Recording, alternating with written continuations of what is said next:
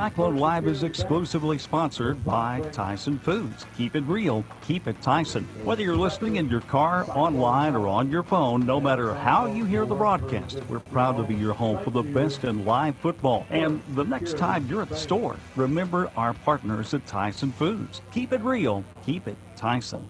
If you love quality pizza, Nonna Bella's Pizzeria at 717 South Arkansas will be your new favorite place. The dough and sauces are made daily with only the freshest and highest quality ingredients.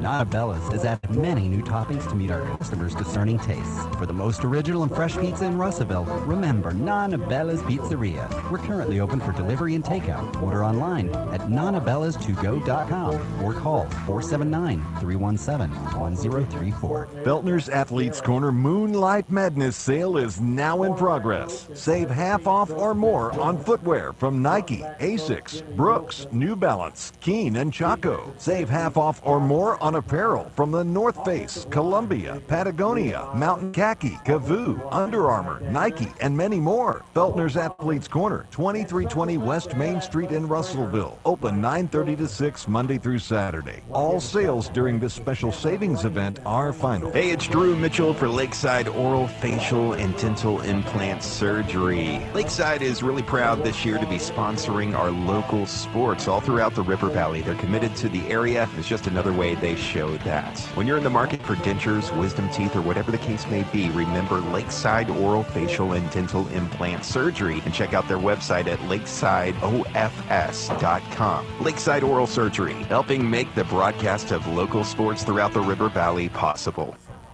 Welcome back to the Cyclone pregame show. Benton 1-2 on the season, but you can't judge them by that record because they played the number one team in the state, Bryant, lost in the Salt Bowl 48-7. Bryant, if they don't go undefeated, they've got to start an investigation. They're the best team in the state, and they're number one in 7A. Defeated Southwest Little Rock, the new team, beat them 44-6. That's a tough one to read because Southwest is not very good, just starting out. Last week against Little Rock Catholic, that's the one that everybody's been looking at.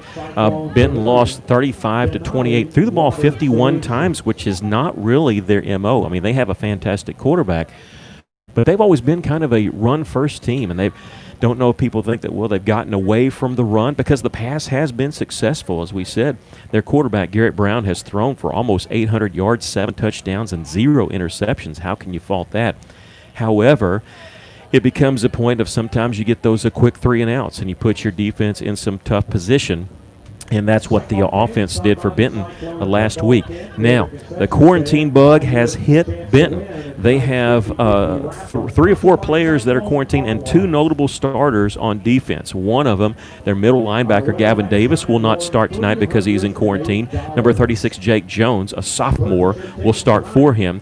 And in the defensive backfield, Kane Simmons, number 22, won't start, so it goes to number 37, Patrick Shipp. And so that is what they're dealing with. Russellville has an injury, not a quarantine, an injury of their own. Jaquan Bobo, the left tackle, is out for probably a month with an injury. Starting in his place will be number 50, Wyatt Humphrey. So we'll see how the Cyclones and the Benton Panthers handle these changes due to the injury bug and the quarantine bug tonight. I tell you, if there's ever a year you don't want to get injured, it's this year because everybody's having to deal with quarantine issues. Tonight, Lake Hamilton, in their football game, we heard that they're only dressing 43 players because they've been hit by quarantine. So it's just one of those odd years. However, everybody in 6A is going to automatically make the playoffs because that's the rule. If a conference game gets canceled, everybody makes it. And so you're playing the season for seeding. And we've had that a few years ago when everybody made it, when we played that blended 6A and 7A conference. So we've seen this before where you play for seeding. But Russellville and Benton playing for seeding. They're doing the coin toss. We're going to take a final break and be back with the kickoff. You're listening to Cyclone Football on River Country KCJC. Cyclones will defend the south end zone. Joshua's Fine Jewelry, your locally owned, family-owned luxury jewelry establishment in the heart of downtown Russellville, is having a really wonderful watch sale right now. 50% off all in-stock Citizen watches now until October 1st. That means Rose Gold, Eco Drive, 50% off. Preview some of these amazing Citizen watches by following Joshua's Fine Jewelry on Facebook and Instagram, or shop online at joshuasfinejewelry.com. How many times have you had to go without your heating or your air unit when you needed it most? Your family's freezing or sweating and they look to you for relief. You call someone and they say it's going to cost an arm and a leg to fix. Do you really feel like you have a choice? Well, now you do. Call Tony at Arkansas River Valley Heating and Air at 479-964-4004 for a free second opinion from a guy you can trust to take care of you and your family and get that unit running without all the extra charges. Arkansas River Valley Heating and Air. How can I help you? Can you turn on the porch light? I can't see anything. Sorry, I didn't get that. Ow! Not every innovation is helpful, but the new ITMs at First State Bank can help you achieve your banking needs at the push of a button. Interact with local tellers, cash a check, and more, right from your car. Plus, ITMs are open weekdays from 7 to 7.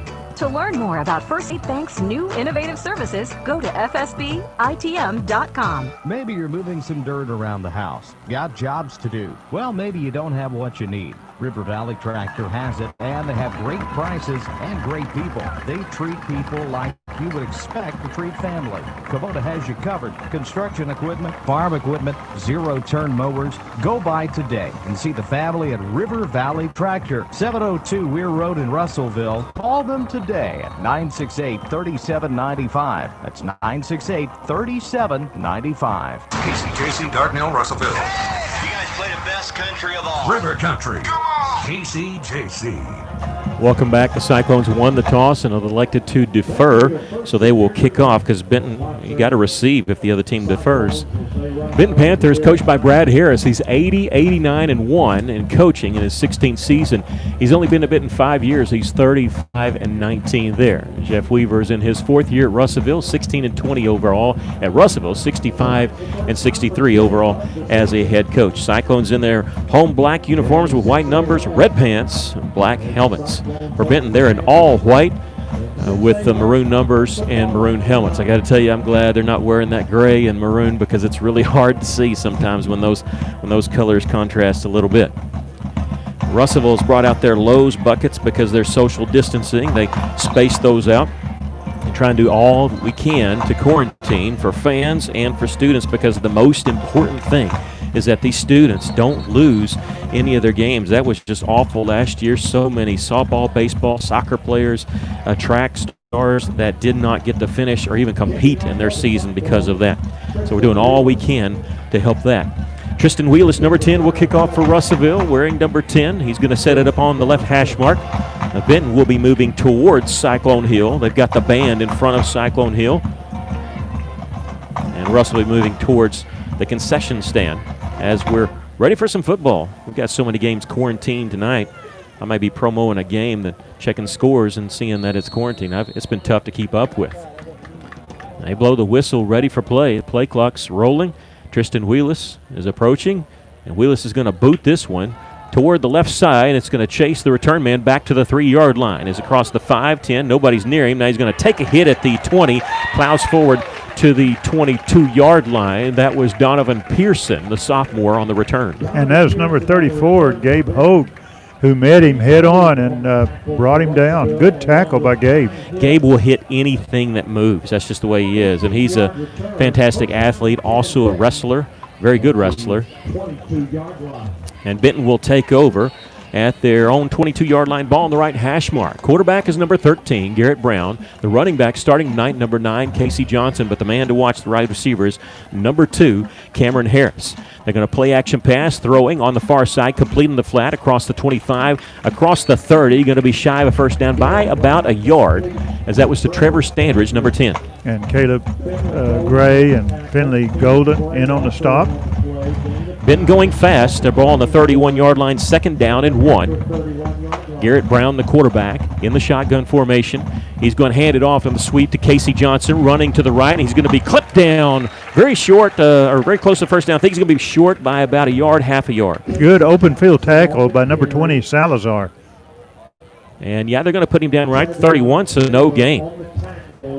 Third down and 1. Same situation, just needing a yard. And this time, though, they're going to be on the right hash mark. Cyclones making a switch to the defensive backfield, trying to get set. Garrett Brown, hard count, and then he checked with me on the sideline. He's got Casey Johnson in the backfield, tells him to play. He's going to move over to the right of the quarterback, Brown.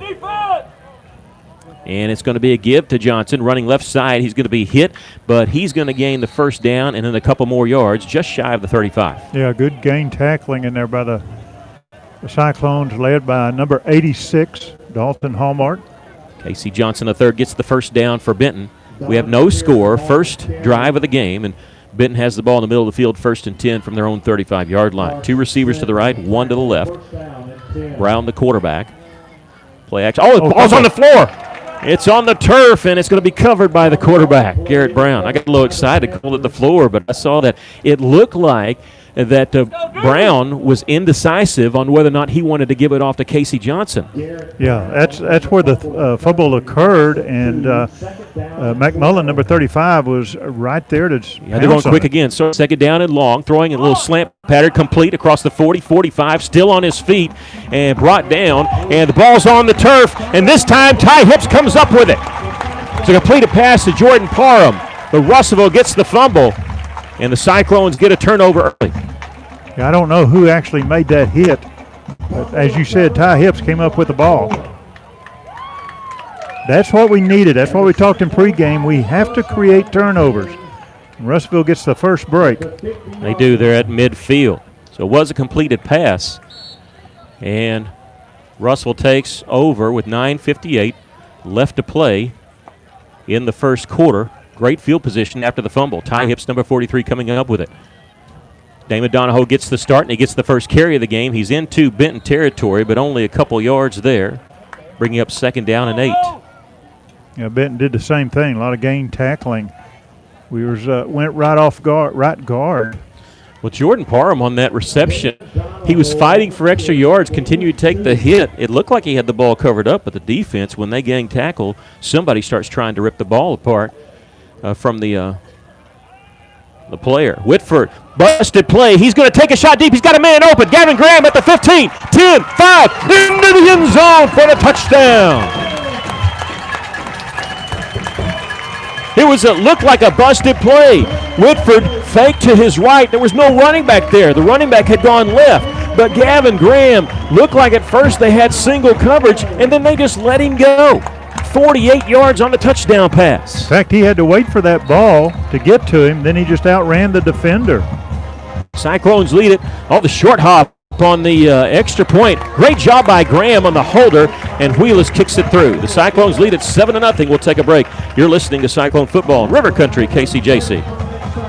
2 plays, capped off by the 48-yard touchdown. For over 70 years, Old South Restaurant at 1330 East Main Street in Russellville has been faithfully serving the River Valley. Whether it's starting your day with a good old-fashioned breakfast or helping you make it through the workday with a hearty home-styled lunch, and of course serving your family with a dinner that would even make your mama proud. Old South Restaurant on Main Street in Russellville. We're here for you. We're here for you, so come on by Old South. Cyclones turning the defense's turnover into points. They lead at 7-0. Russellville goes 50 yards in 2 plays. Just took them 35 seconds.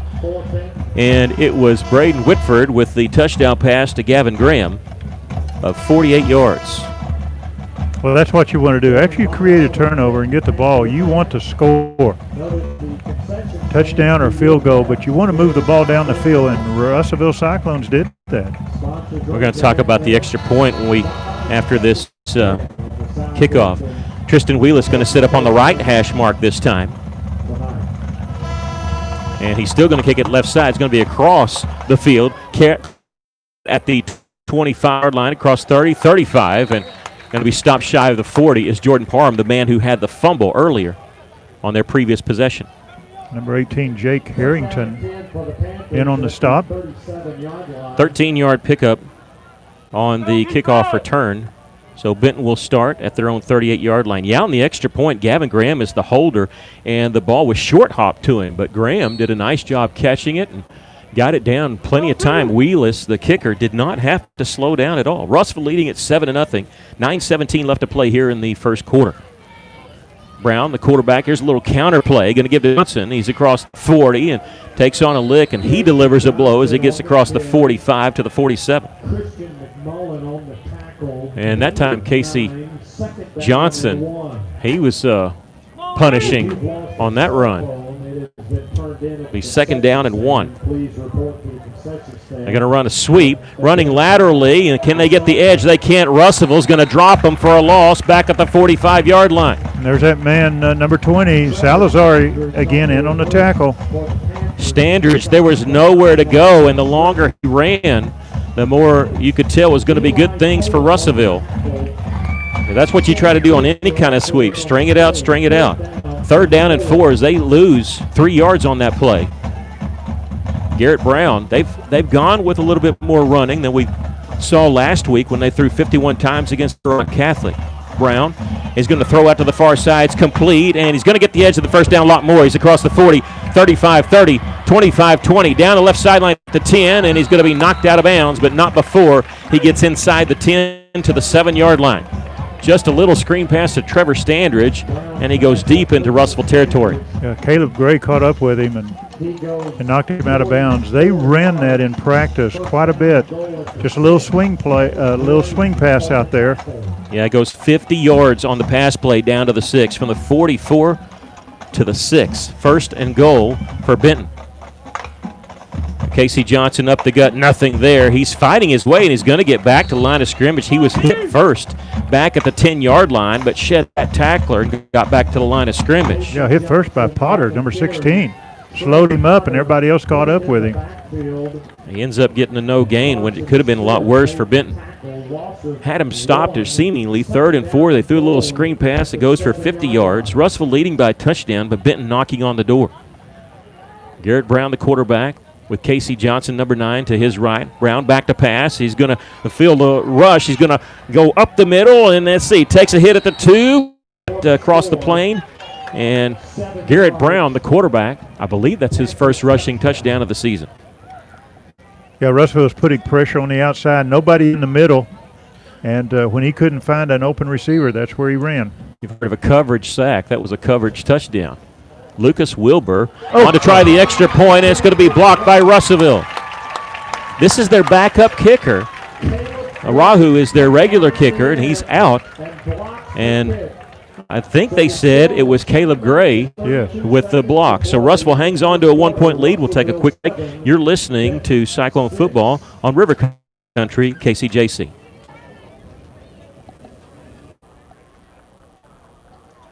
Hi, this is Danny Hipp, General Manager at Field Autoplex. And we know that some of our customers who buy from us because we're world-class brands, Chevrolet, Buick, GMC, and Toyota. But we are proud that a whole lot of our customers buy from us primarily because of our trustworthy people. And for the past 45 years, we've been earning that trust one vehicle at a time. Order your vehicle today at feelright.com or come see us at 3300 East Main in Russellville. Because if you haven't bought from us lately, it's because you haven't shopped with us lately. So come see us. Welcome back. The Cyclones leading 7-6. Fireworks so far. Benton just trying to answer. They go 62 yards in 6 plays. Garrett Brown, a 6-yard touchdown run. Wilbur's extra point was blocked by Caleb Gray. Here's the kick off by Wilbur's. It's going to hit. It's a live ball. Goes to the 27, and Gavin Graham catches it, steps out of bounds. Was hit a little bit, but not enough to warrant a flag. Well, I think there was a hesitation there. He didn't know if it was going to go out of bounds or not, and Benton was getting close, and they could have recovered that ball, so he just went ahead and grabbed it and got knocked out of bounds. Yeah, better safe than sorry there. Russell's going to have the ball at their own 25, leading 7-6. 7:32 left to play first quarter. Cyclones are 8-point dogs, if you want to call it that. Hootens has Benton favored by 8 in this ball game. Russellville led until the fourth quarter last year. 36-31 was the final score in that one. Whitford, he's going to be hit in the backfield and drop back at the 20. That was a coverage sack by Benton. So Russellville on first down here goes backwards, and they're going to mark him down about the 20.5-yard line, but officially a 5-yard loss. Russellville looking at second down and 15. Cyclones 2 offensive plays on their first drive when they went 50 yards for the touchdown. They lead at 7-6. 2 receivers to the right, 1 to the left. It's the short side of the field. It's Trenton Stokes over here on our left side. Here's a turn and a handoff to Donahoe. Starts right, cuts back, starts left, cuts back right, and he gets across the 25 near the 30. He got about 10 yards on that play. Yeah, brought it, looked like about 3rd and 5. Russell had over 100 yards rushing as a team last week, and Damon Donahoe was a big reason for that, as he was the offensive player of the game, had 68 yards rushing in that ball game. 3rd down and 5 for the Cyclones. Whitford is going to give it to Donahoe again, trying right side, nothing there. He's going to be dropped back at the 26-yard line, so Russell looking at 4th down and long. I think Benton knew that he was going to run to the right side. They were all stacked up over there just waiting on him. Yeah, that closed up quick, so Russellville looks like they're going to have a 3-and-out. And Cyclone's going to have to punt. They'll be snapping it at their own 26-yard line. Back is Trevor Standridge for Benton. He's at his own 40-yard line, retreating a little bit to the 37. Wheelis on to punt, low snap, does get the kick away. It's a beauty. It's a high spiral. Standridge is going to field it at the 38-yard line. I don't know if he signaled fair catch, but as soon as he caught it, he fell backwards to the 37, and that's where they're going to mark it dead. 37-yard punt, but it's great because it was so high, it allowed the defense to get down there, and there was no chance of return there. Yeah, that looked like a 9-iron shot. It was perfect spiral, too. 5:48 left to play here in the first quarter. Cyclones leading at 7-6. They stopped Benton on one drive with a fumble. Russell's offense turned that into points. The second drive ended up being a 68-yard touchdown drive for the Panthers. Extra point was blocked by Caleb Gray. Russell leads at 7-6. 2 players in the backfield. Standers number 10. He goes in motion. The quarterback, Garrett Brown, is going to turn and hand it off to Johnson. Big hole on the right side. He weaves his way across the 40, 45, and he's going to be tripped up at the 46-yard line. Yeah, that was number 16, Potter again. 9 yards on the pickup. It looks like they're going a lot more with the running game than they did last week when they threw it over 50 times against Catholic. That one goes for 9 yards. Casey Johnson, 5 carries for 21 yards so far. 2nd down and a long one for Benton. Play action pass. Brown. He's going to try a deep shot. He's got a man open. Cameron Harris at the jump ball, and it's going to be knocked down incomplete, and a flag comes in at the 11. We're going to have defensive pass interference. That looked like offensive. Like offensive interference. Finley Golden's back there, and he's arguing his case. They never listen to the players. And it was the ball was well underthrown. It became up for grabs, and they're going to call it on the defense. So the Cyclone fans don't like it. They saw what you saw. They thought it should be offensive pass interference. It'd be a 15-yard penalty. It's a 15-yard penalty, not automatic first down, but it gives them a first down at Cyclone 40-yard line. Yeah, the official missed that one because the receiver was pushing off. Ball near the right hash. 2 receivers to the left, 1 to the right. Well, that's the first time we've seen them try to go to number 2, Cameron Harris, their best player on the field, best receiver. Cameron Johnson going to get the call. Big hole. He's across the 35-30. Breaks the tackle at the 25 and then is ended at the 20-yard line. Yeah, upended by Caleb Gray, but good run by Benton, hurting the Cyclones right up the middle. That's gash there of 20 yards, and there's a flag back that's going to be brought back. Illegal procedure. I didn't think Benton was set, and I think that was actually the call, which usually have to blow it dead, but it might be not enough men on the line of scrimmage. I thought somebody jumped, but we'll go that way, but it's all right. So they erased the 20-yard gain. It winds up being a 5-yard loss. That's the first time Benton's been penalized.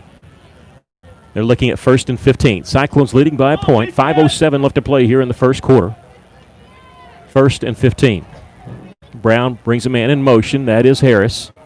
And they're going to run a sweep to Cameron Johnson. Flag flies already. He's got the corner. He's across the 40, inside the 40 to the 35-yard line. Had 2 men in motion at the same time. You're right. They had because it didn't get. It's going to be another penalty against Benton. Illegal shift is officially. And that one was a lot more obvious because Cameron Harris had come in motion towards the quarterback, and they actually ran his way. He didn't get set until another man went in motion. And when 2 guys goes in motion, that's fine. They both have to be set before the snap, and only one of those guys got set. 1st down and 20. Benton going backwards on a couple of 5-yard penalties, but still 1st down for them. Russell looked like they were showing blitz, but they're backing off here. Watch this little screen pass out here to number 10 on the right side. There's 3 wide receivers to the short side. Going to bring Harris in motion. He's going to line up. And now a man in motion going to the far side. That's Standridge. Brown rolling to his left, and he's going to be hit as he throws, and it's an up for grabs play, and it's going to be intercepted, I believe, Finley Golden at the 36-yard line. And the receiver was number 10 who was in motion, and Finley Golden played that ball perfectly. Finley Golden with the pick, and that is the first interception by Garrett Brown that he's thrown this year. And I didn't see who put pressure on the quarterback, but we had pressure on him. Yeah, he got hit as soon as he threw it. That's the second turnover, and I talked to you in during one of our commercial breaks. I said Ben just doesn't turn the ball over. They've had one turnover all year. Well, they've got two in this first quarter. One, a fumble, Russell turned into points. Hopefully they can turn the interception into points. Whitford's going to give it to Donahoe. No, what a beautiful play-action pass going across the middle, and it's incomplete to Caleb Gray.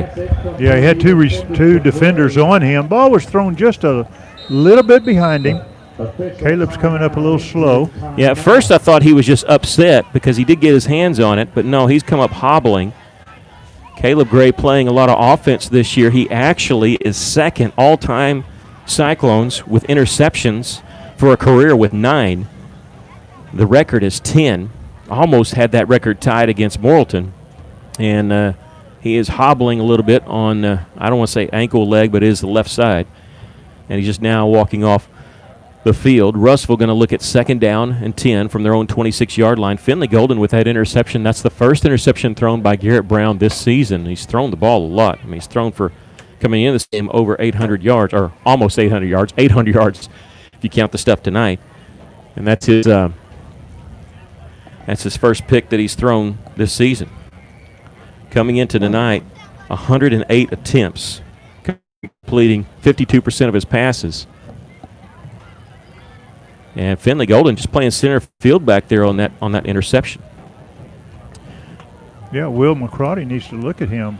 Well, he's definitely on the team. And it's almost like we have a timeout here, but I haven't seen anybody signal timeout because both teams were over at their benches, and Caleb Gray is over here getting checked out. He's sitting on the trainer's table. Mike looking at him. 2nd down and 10, ball on the right hash mark. Whitford is going to turn and hand it to Donahoe, trying to get to that left side, and he is short of the line of scrimmage by a yard. I'm watching that Benton defense. They're watching Dalton Hallmark. Anywhere he goes in that backfield, they're going to stack that defense to that side. Russell had negative yardage rushing the first 2 games. Last week they broke free with over 100 yards. I'm sure they've been looking and seeing what Russell did against Bologna and trying to counteract that. 2 receivers to each side. 3rd down. Here comes the blitz. Whitford pumps, and he's going to be in trouble, and he's spun down at the 15-yard line. Russell, after the interception, is going backwards, and they're looking at 4th down and a long way, so they're going to have to punt the ball away. 4th down and 21 coming up for Russellville. Russellville leading by a point, under 4 minutes to play here in the first quarter. Cyclones got a fumble, 2 plays. They went 50 yards to get a touchdown. Benton answered quickly, scored a touchdown of their own. The extra point was blocked by Caleb Gray. They're coming after it. He gets it away, does Wheelis. It's a short punt, and it's going to be caught at the 43-yard line. Fair catch called for by Standridge. Short punt, but they were bearing down on Tristan Wheelis. It's a 28-yard punt with no return. Very high punt, so Russellville had good coverage on that kick. Great field position for the Panthers as they have the football at the Cyclone 43-yard line.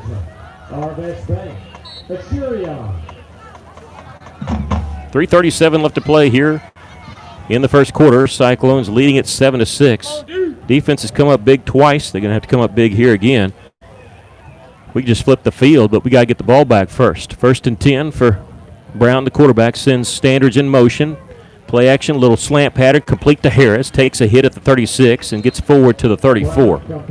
Yeah, initial hit by number 20, Salazar. He hit him and then just fell and grabbed a hold of his ankles. Good tackle. Benton has gone fast just every play to line up. That's what they're doing here. Still on the right hash mark.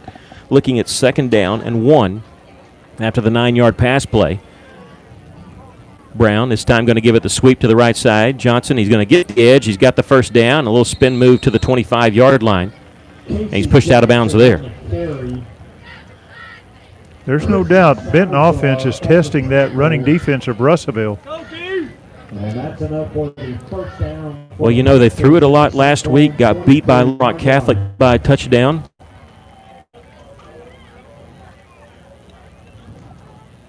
Ball near the right hash mark. Again, motioning out of the backfield to Standridge. Pump fake to him. They got a man open. It's going to be thrown up and complete inside the 10-yard line and knocked down at the 7. Look like that might have a chance for an interception. Harris on that far side gets the pass reception, enough for a first down. It looks like they're going to go quick here, first and goal. They're going to mark him down at the 7. 16 yards on the pass play. Garrett Brown, 5 of 6 for 100 yards. His only incompletion wasn't incompletion, it was actually interception. Johnson started right, cuts back left, gets inside the 5 to the 4. Yeah, I think that I was trying to see who tackled him. Grabbed a hold of it. That's number 23, Smith, grabbed a hold of his ankle and tripped him up. Second down and goal. Ball on the left hash mark. Russell leading by a point with 2:15 left to play here in the first quarter, but trying to hang on here. Benton's trying to take the lead. The turn, give it to Johnson straight up the gut, and he's going to be hit hard and yanked backwards. I think he might have lost a half a yard on that play. Little extracurricular pushing going on.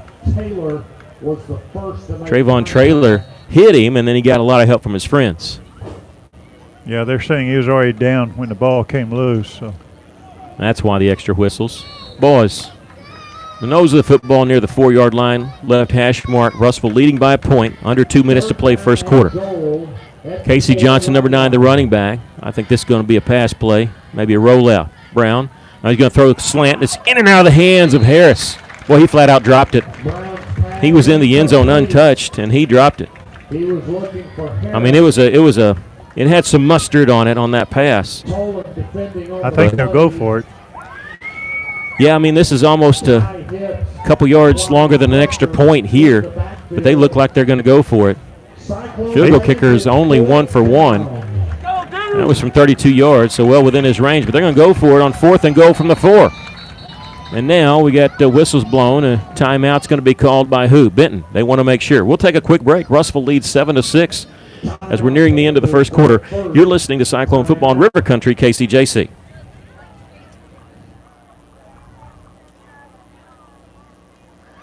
Arkansas Tire and Auto Service, we're more than just tires. Consistent, responsive, honest and fair. What makes us different? We're the ones who care.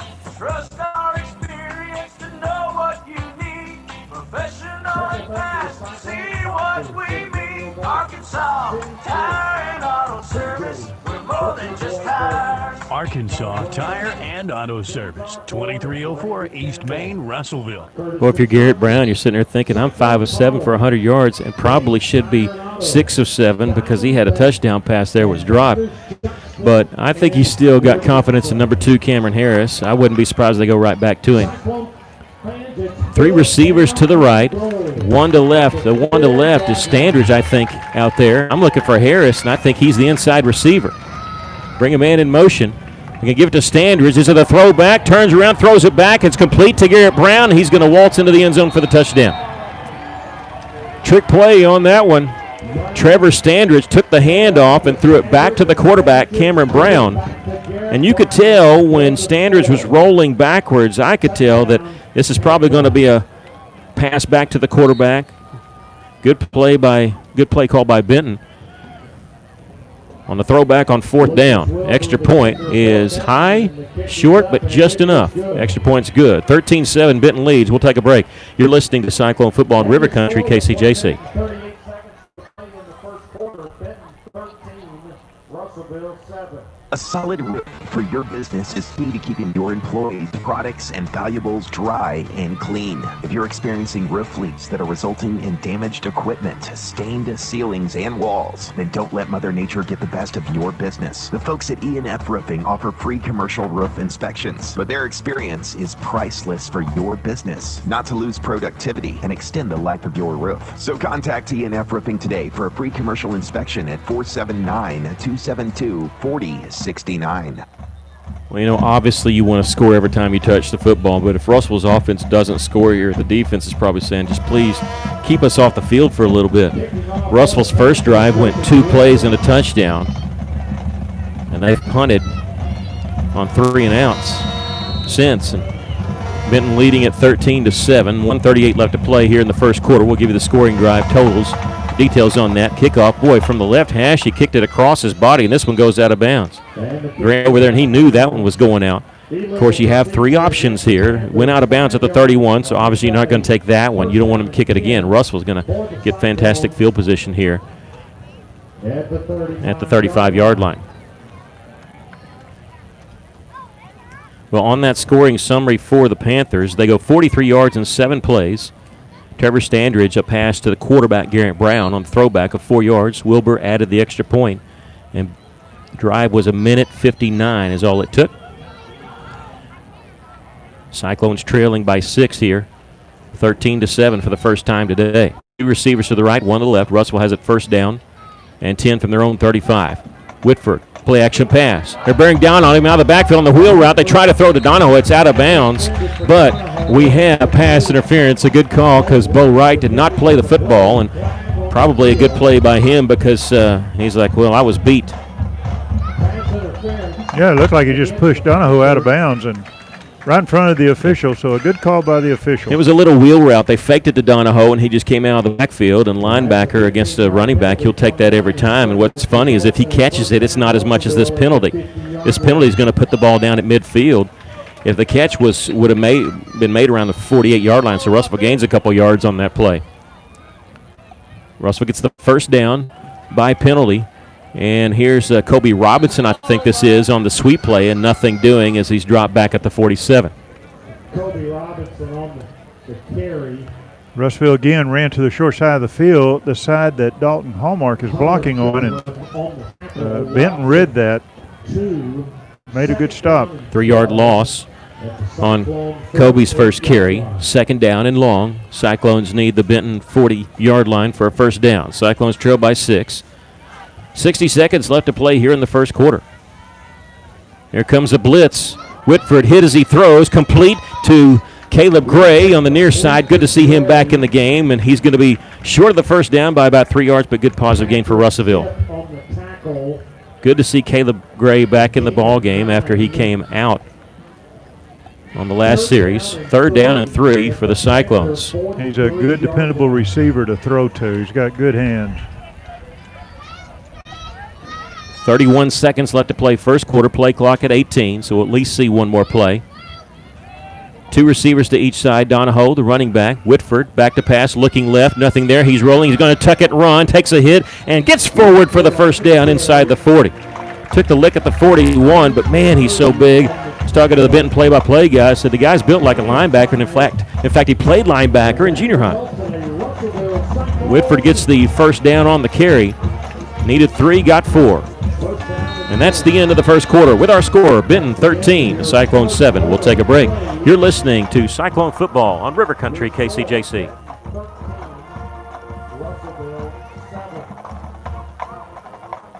Taking care of families. That's what the folks at C&D Drugstore have been doing in historic downtown Russellville for more than 6 decades when it comes to all your pharmaceutical needs. When it comes to compounding special medicines, R.D. Walker and his staff are there to serve you. And most importantly, if you need delivery, if you need curbside pickup, you need C&D Drugstore on the corner of B and Commerce in downtown Russellville, a 60-year tradition. The right starts with the right roofer. That's why you should trust Miller Roofing Company. They're not just good, they're great. Miller Roofing has been serving our River Valley since 1991. Choosing an established company ensures upfront quality and back-end support for your home or business. Did you know the average roofing company lasts only 4 years? Mature, proven, and established companies carry the least risk, and that's what Miller Roofing's all about. Get your free estimate today by calling 479-890-3499 or visit miller-roofing.net. Starting the second quarter, the Cyclones looking at 1st and 10 from the Benton 39-yard line, trailing 13-7. Whitford, snap off to his right. He's able to handle it, rolling to his right, throwing to the right side. Wide open is Gavin Graham at the 25-20. Makes a little move, makes another man miss inside the 20, to the 15, to the 10, down to the 8-yard line. I don't know if Gavin Graham's a dancer, but he sure looked like one on that play. And he would have made it if they hadn't grabbed his ankle at the very end. 31 yards on the play, and Cyclones have it 1st and goal from the 8-yard line of Benton. That's the second reception for Graham tonight of 79 yards. Almost had his second touchdown tonight. Kobe Robinson in the pistol formation, meaning he's right behind Whitford. He's going to get the call straight up the gut, weaving his way inside the 6, inside the 5, and it'll be marked down at the 4-yard line. There's a good run off that right guard position. And Cyclones trailing by 6. But knocking on the door, looking at 2nd and goal from the 4-yard line. Trey Potter, number 16, is in the ball game. Brady Burnett out. Russell going with a heavy package here. And Donahoe is going to be the running back, and looks like Whitford's going to go under center.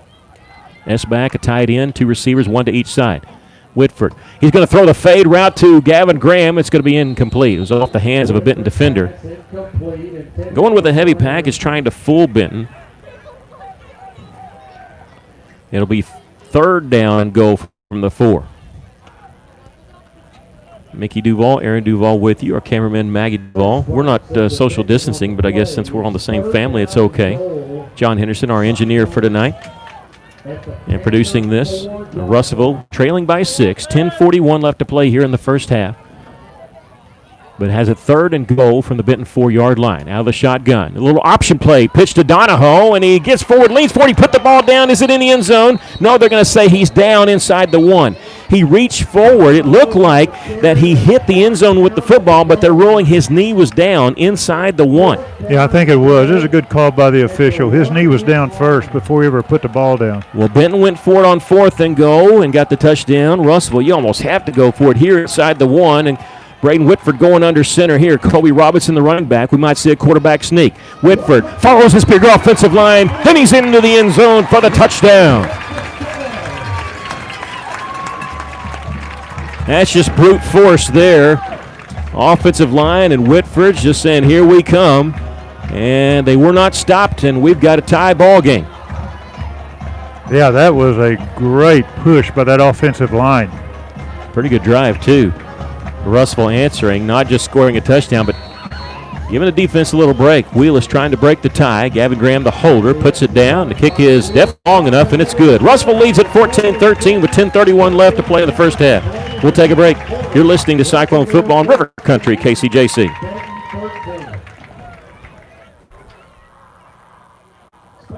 Hey guys, this is Carl Kirtley with Centennial Bank, and we love tailgates, pep rallies, and Friday night lights. The new school year is here, and nothing brings a community together like football. Now more than ever, Centennial Bank is proud to cheer all the student athletes in the River Valley. Centennial Bank believes the teachers, administrators, and staff of our local schools help make our communities great, and we applaud their persistence, preparation, and hard work during these difficult times. Centennial Bank invites you to be a part of this great tradition and show your support this season. Now let's go play some football. Centennial Bank, member FDIC.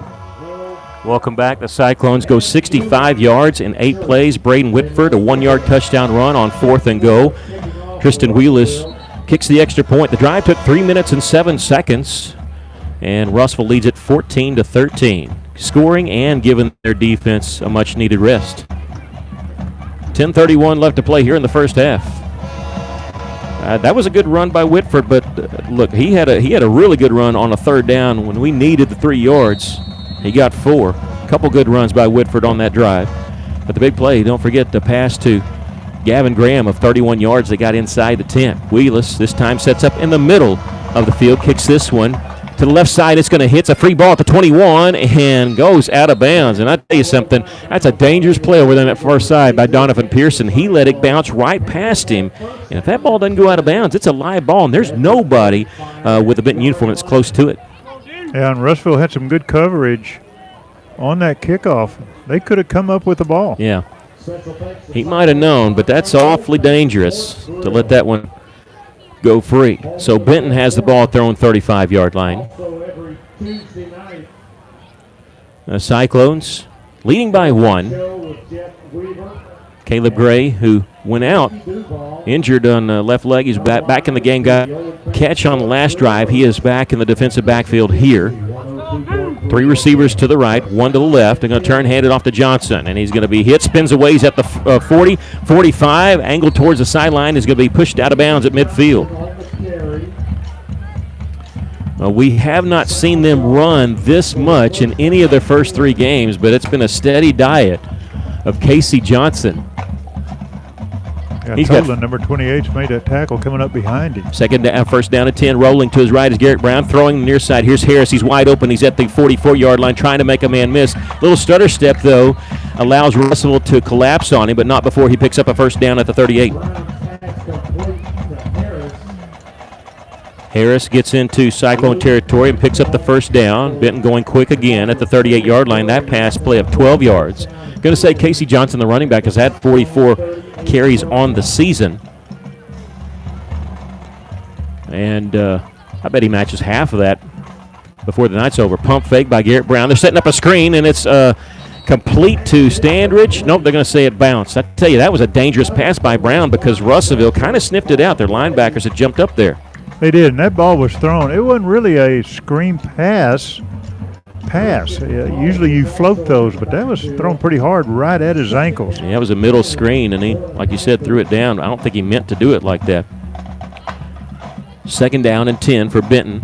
Russellville leading by a point, 14-13, 9:45 left to play here in the first half.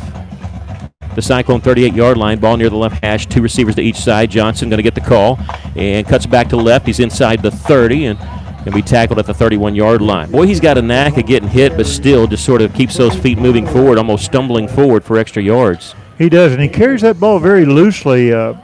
Somebody needs to center in on that ball and try to knock it loose out of his hands. He's got 10 carries tonight, 44 times on the season coming into this game, but 10 carries tonight for a total of 58 yards. Benton lining up, but this is the most time they've taken. The play clock's down to 14, and now after the check with me, they get set. Play clock down to 9 seconds. Third down and short. They're going to turn and hand it off to a different running back, and he's going to be very close to the first down. And the ball's on the ground, and they did put the ball down, and Russell's got it. The Cyclones come up with it. Number 24. Is that Booker? If 24's got it, it's Booker. Yes, it is. He did. It was a different running back. It was Donovan Pearson. He puts the ball on the turf after a pickup of a yard. And Shane Booker comes up with the fumble recovery. What could not come at a better time, too. Well, that's what we said in pregame. We have got to create turnovers, and we've done that tonight so far in this first half. Now we just score from a turnover. 9 minutes left to play here in the first half. A little confusing. Yeah, Russellville is going to have to call timeout. They're getting people set to 7 seconds still, and they're going to call timeout. We'll take a quick break, too. Russellville leading by a point with 9 minutes left to play the first half. You're listening to Cyclone Football in River Country, KCJC.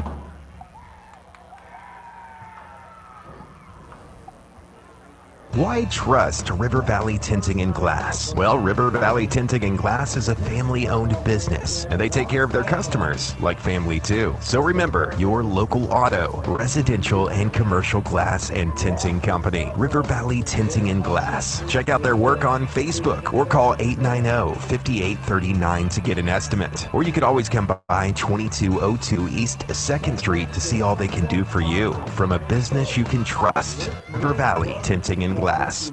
Tell you what, this Cyclone defense, 3 turnovers in the first half, and that's how you win football games. Russellville leading at 14-13. They've caused one of those turnovers to be turned into points. Let's see if we can make it 2 here. Russellville looking at first down at 10. did not have a first play before the break. 3 receivers to the right, to the left. Empty backfield, Whitford. He throws it. It's hit as he throws, and it's going to be incomplete.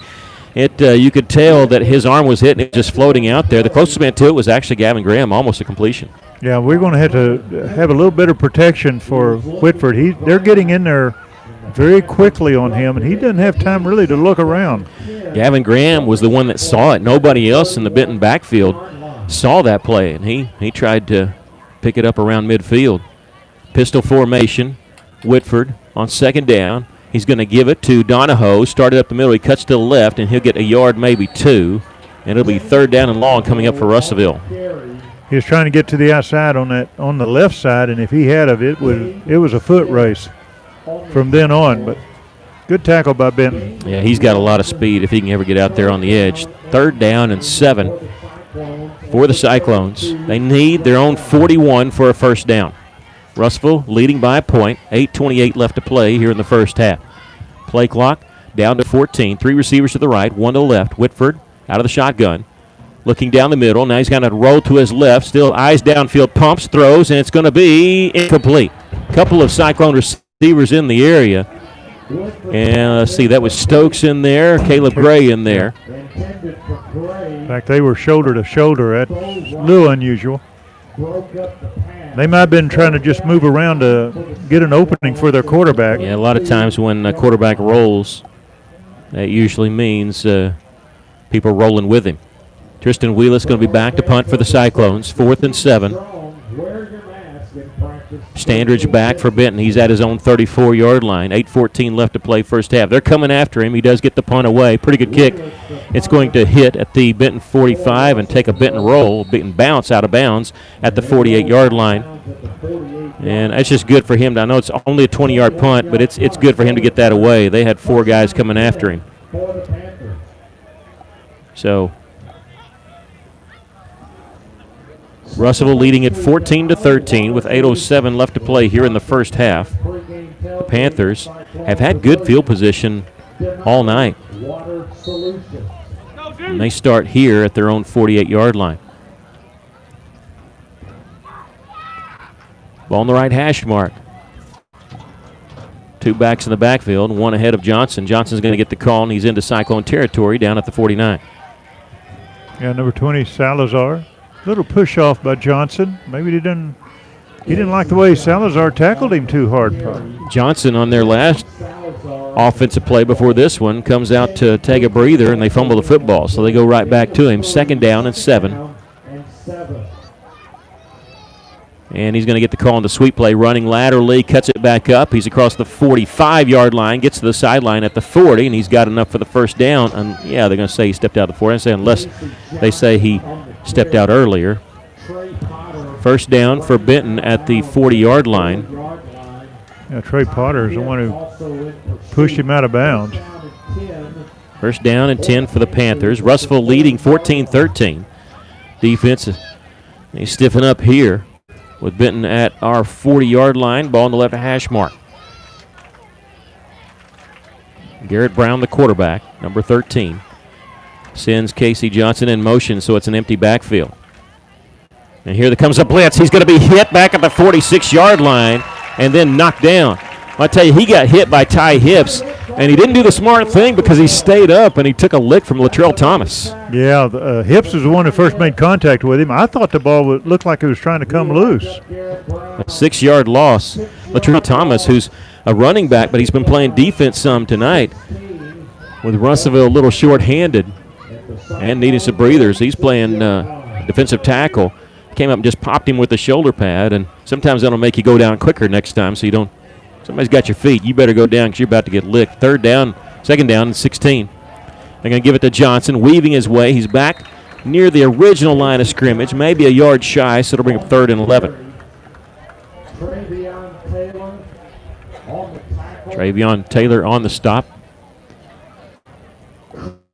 Russ with the services of Jaquan Bobo, who's an offensive and defensive lineman, who's out for probably a month with an injury, and Benton just jumped off sides. The receiver took off on a pattern. Yeah. Looked like he was blocking, too, on that play. So 3rd and 11. Were they going to run a screen or surely not a running play? Maybe they're thinking about going for it on fourth down. Yeah, that's about the easiest illegal procedure call you'll get when a receiver does it. It's widely known. Everybody in the stadium sees that. Even the officials. Yeah, 2 receivers to each side. The lone running back is Casey Johnson. Russell leading by a point. 6.5 left to go in the first half. Man in motion, that's Parham. High snap. Brown back to pass, and they've sniffed it out, and it's a screen pass incomplete. If they would have completed it, it would have lost yardage because Casey Johnson had to do a screen. They ran the exact same play I think they were going to run because of screen pass. And Russellville, our defense is held. We believe. We don't think Benton's going to go for it on 4th and 16, but you know what? Bologna did last week, and it looks like Benton may be doing this too. Now, we don't know. Garrett Brown may be pooch kicking it here. 4th and 16. They need the Cyclone 30-yard line for a first down, and now Brown does go back a couple extra yards in a little pooch kick formation. Russell's coming after him. He does get the pooch kick away. It's going to hit at the 18. Roll. Keep rolling, baby. And it rolls into the end zone. Boy, it angled toward the pylon, and it almost went out inside the 1. But it goes out 1 yard inside the goal line there. Woo, that was close. Cyclones dodged a bullet right there. Yeah.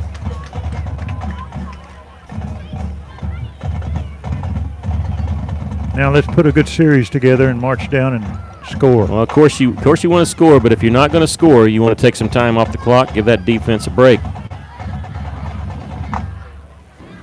I mean, you'll take a score on one play, but if you're not going to score, milk the clock a little bit.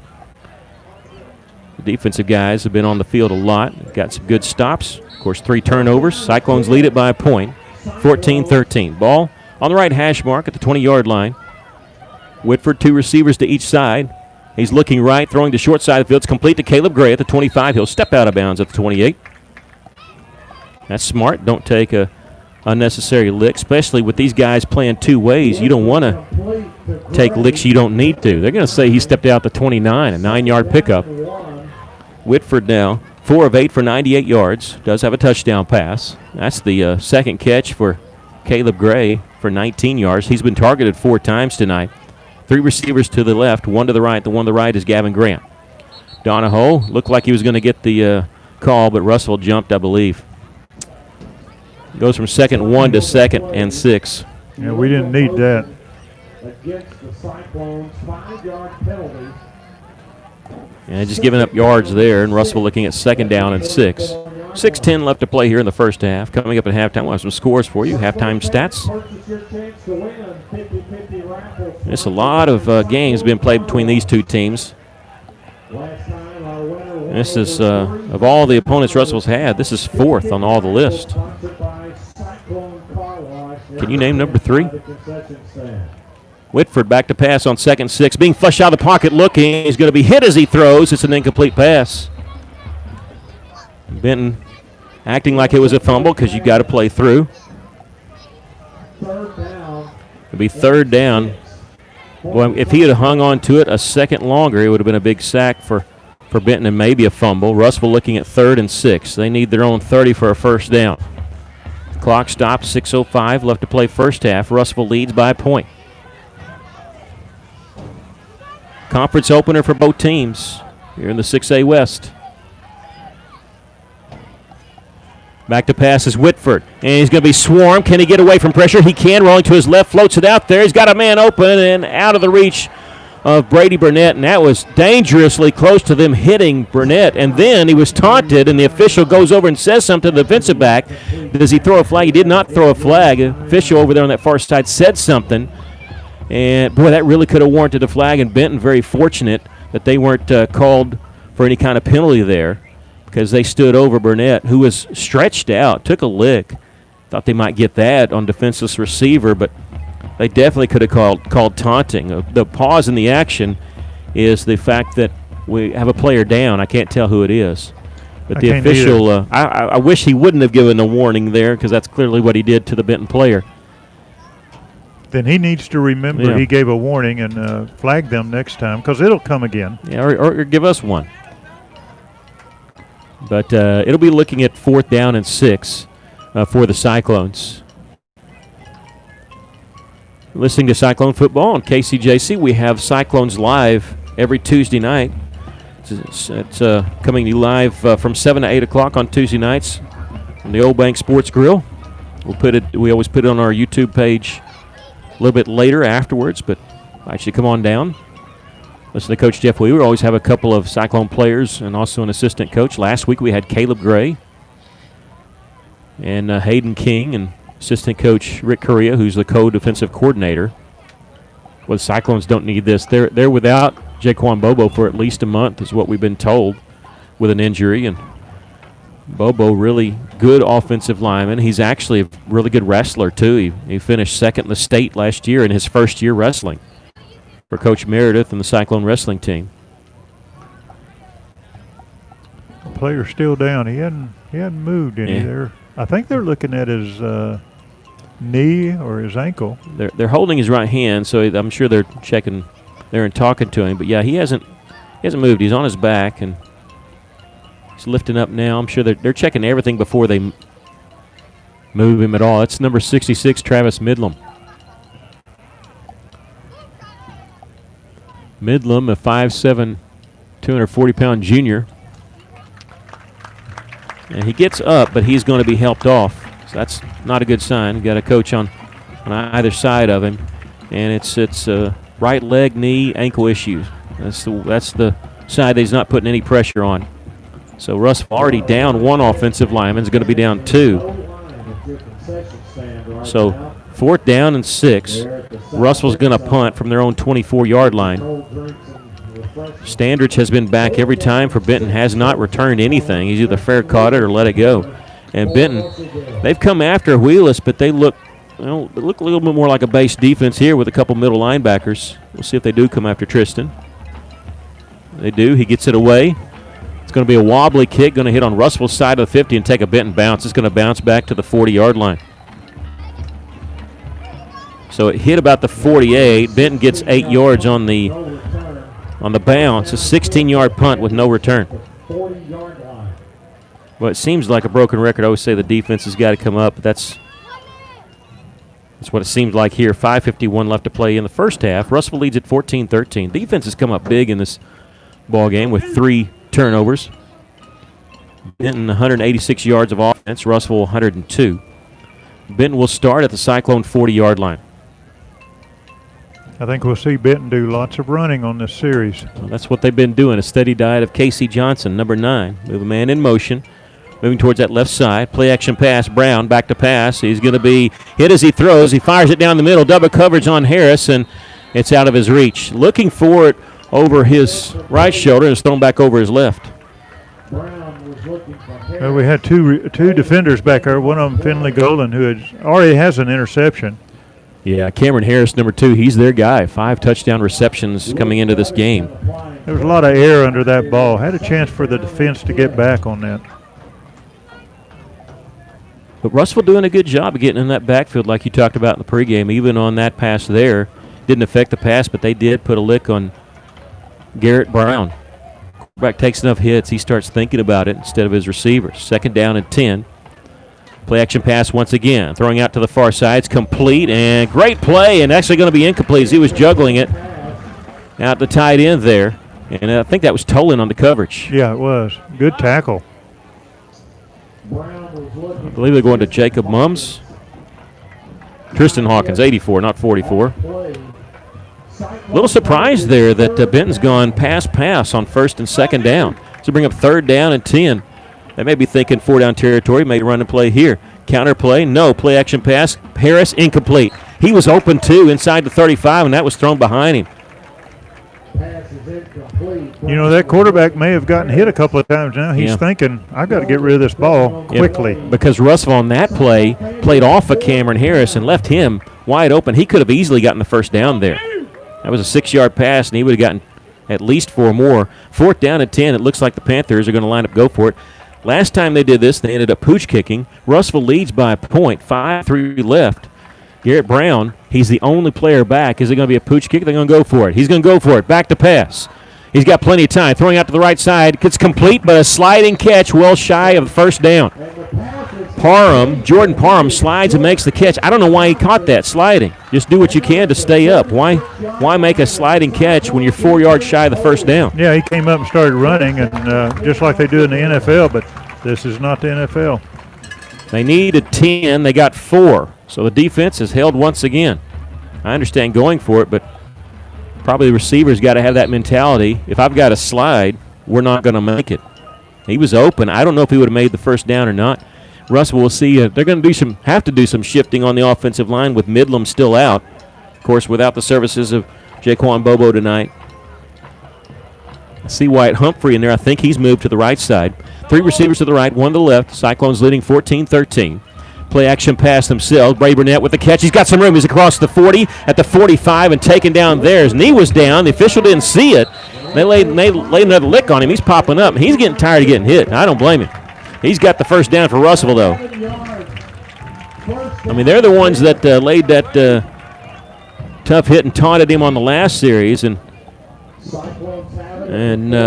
Brady getting a little bit of a mean streak in him on that. 2 receivers to each side. Brady inside receiver on the left side. Got the first down for Russellville. Under 5 minutes to play first half. Cyclones lead by a point.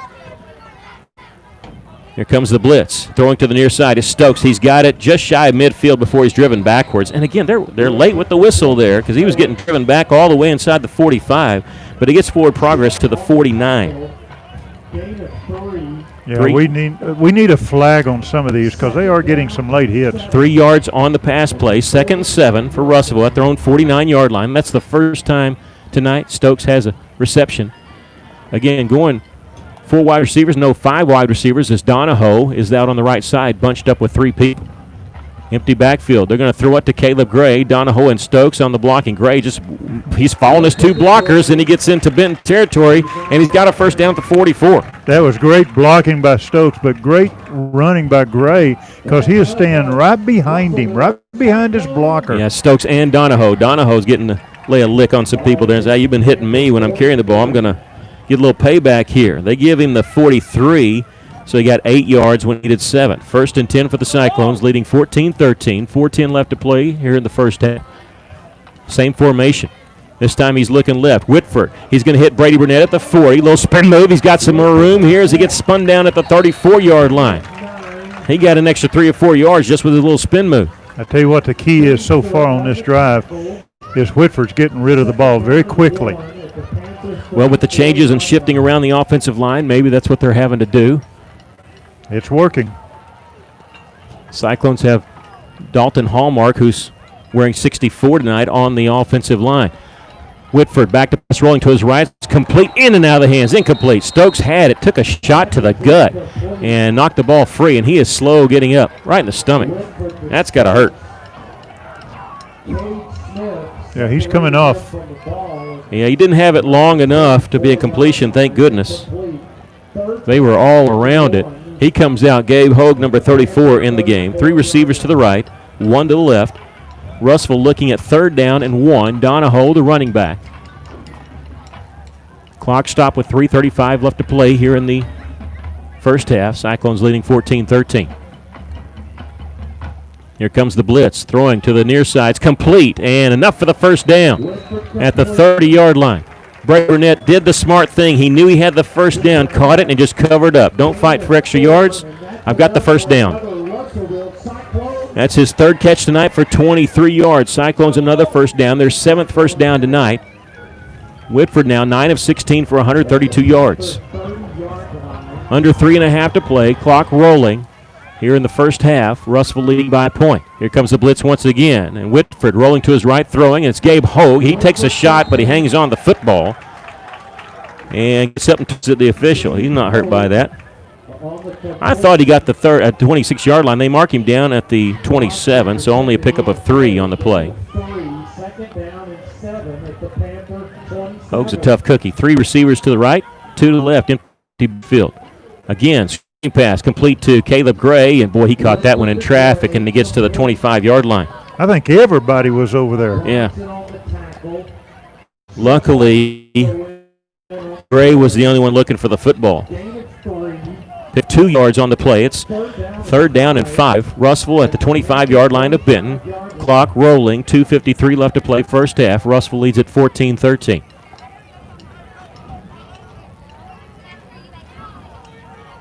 This is the 9th play of this drive for the Cyclones. Empty backfield once again. Here comes the blitz. Pump fake. Whitford rolling to his right. Is a little toss out here. Complete to the Gray. Diving for the 20. I don't know if he got it. They're not going to get to him. You know, smart player there. He knew where the down sticks were, and he was diving for that. And, boy, how short is he? About a yard. Yep, he needs the 20, and they're going to put it nose of the football at the 21, so a good yard. 4th and 1. Well, from here, it'd be a 38-yard field goal well within Wheelis' range. And Russellville, you going to think about it, they're lining up. Play clock's at 15. Looks like they're going to go for it. Donahoe, the running back, next to Whitford. 3 receivers to his left. Stokes back in there. It's a pass. And Whitford going to tuck it and run. He's got the first down and more. He's across the 15 and steps out of bounds there. Smart move by Whitford. Get out of bounds. Yeah, don't take a lick. Russell's got the first down. That's their 8th first down of the game. And he gets out of bounds at the 14-yard line, so a 7-yard pickup for Braden Whitford. Ball on the right hash mark. 2:30 left to play first half. Cyclones lead at 14-13. Play action pass. Wide open on the far side is Burnett. He's at the 10, 5. He's into the end zone for the touchdown. It's like they forgot about Brady Burnett on that far side. He went untouched into the end zone for that touchdown. Well, every short pass has been to the right side, marching down the field. Then on the last play, Whitford goes to the left, and there sits Brady out there by himself. He makes it into the end zone, outruns the defender. Cyclones lead it by 7, trying to tack on the extra point. Kick is long enough. Is it off to the right? It is. It is no good. Cyclones still lead it, though, by 7, 20-13. As our score will break. You're listening to Cyclone Football in River Country, KCJC.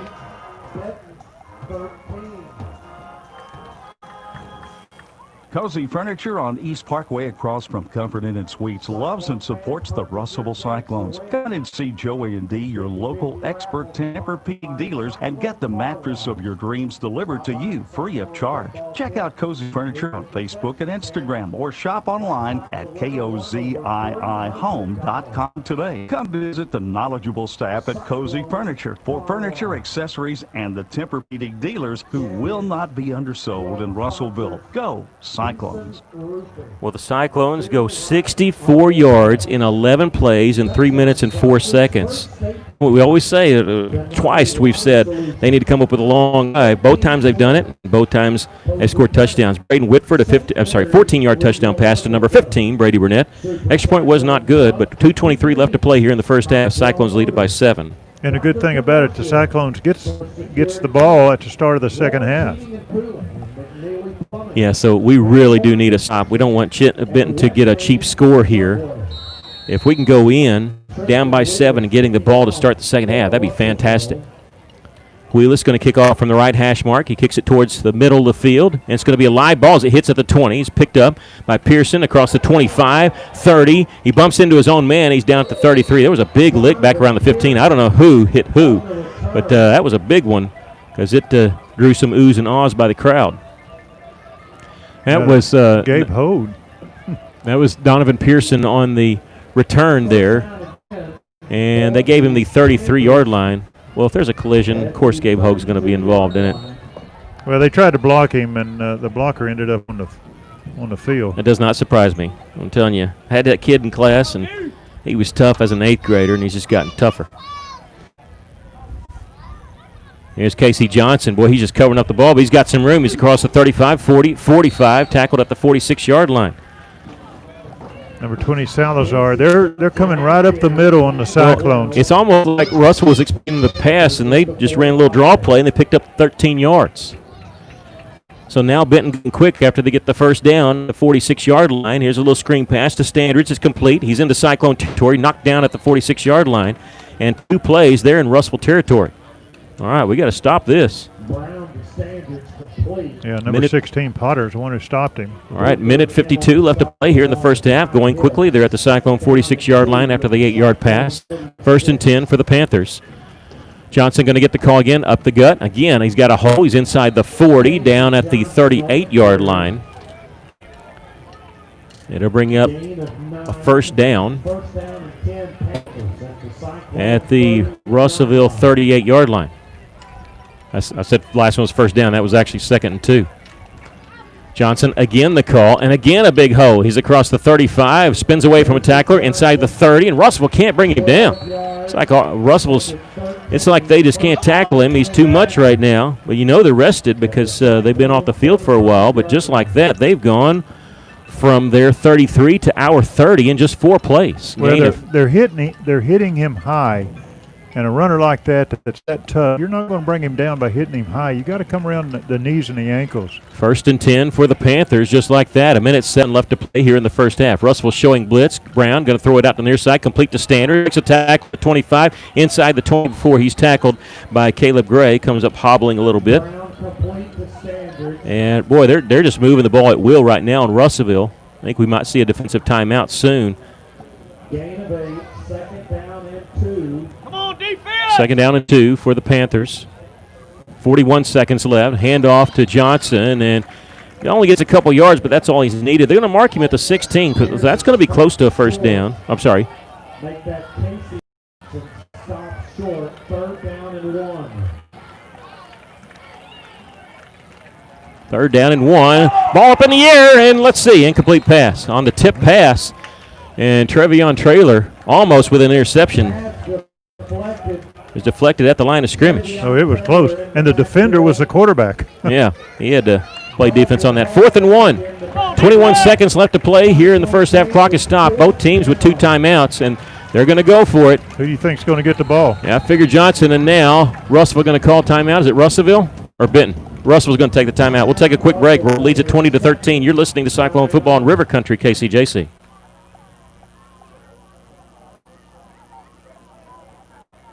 Thanks for listening to this EAB station for your football. This broadcast would not be possible without the support of our local sponsors like Tyson Foods. Today's Cyclone Live is exclusively sponsored by Tyson Foods. Keep it real. Keep it Tyson. Whether you're listening in your car, online, or on your phone, no matter how you hear the broadcast, we're proud to be your home for the best in live football. And the next time you're at the store, remember our partners at Tyson Foods. Keep it real. Keep it Tyson.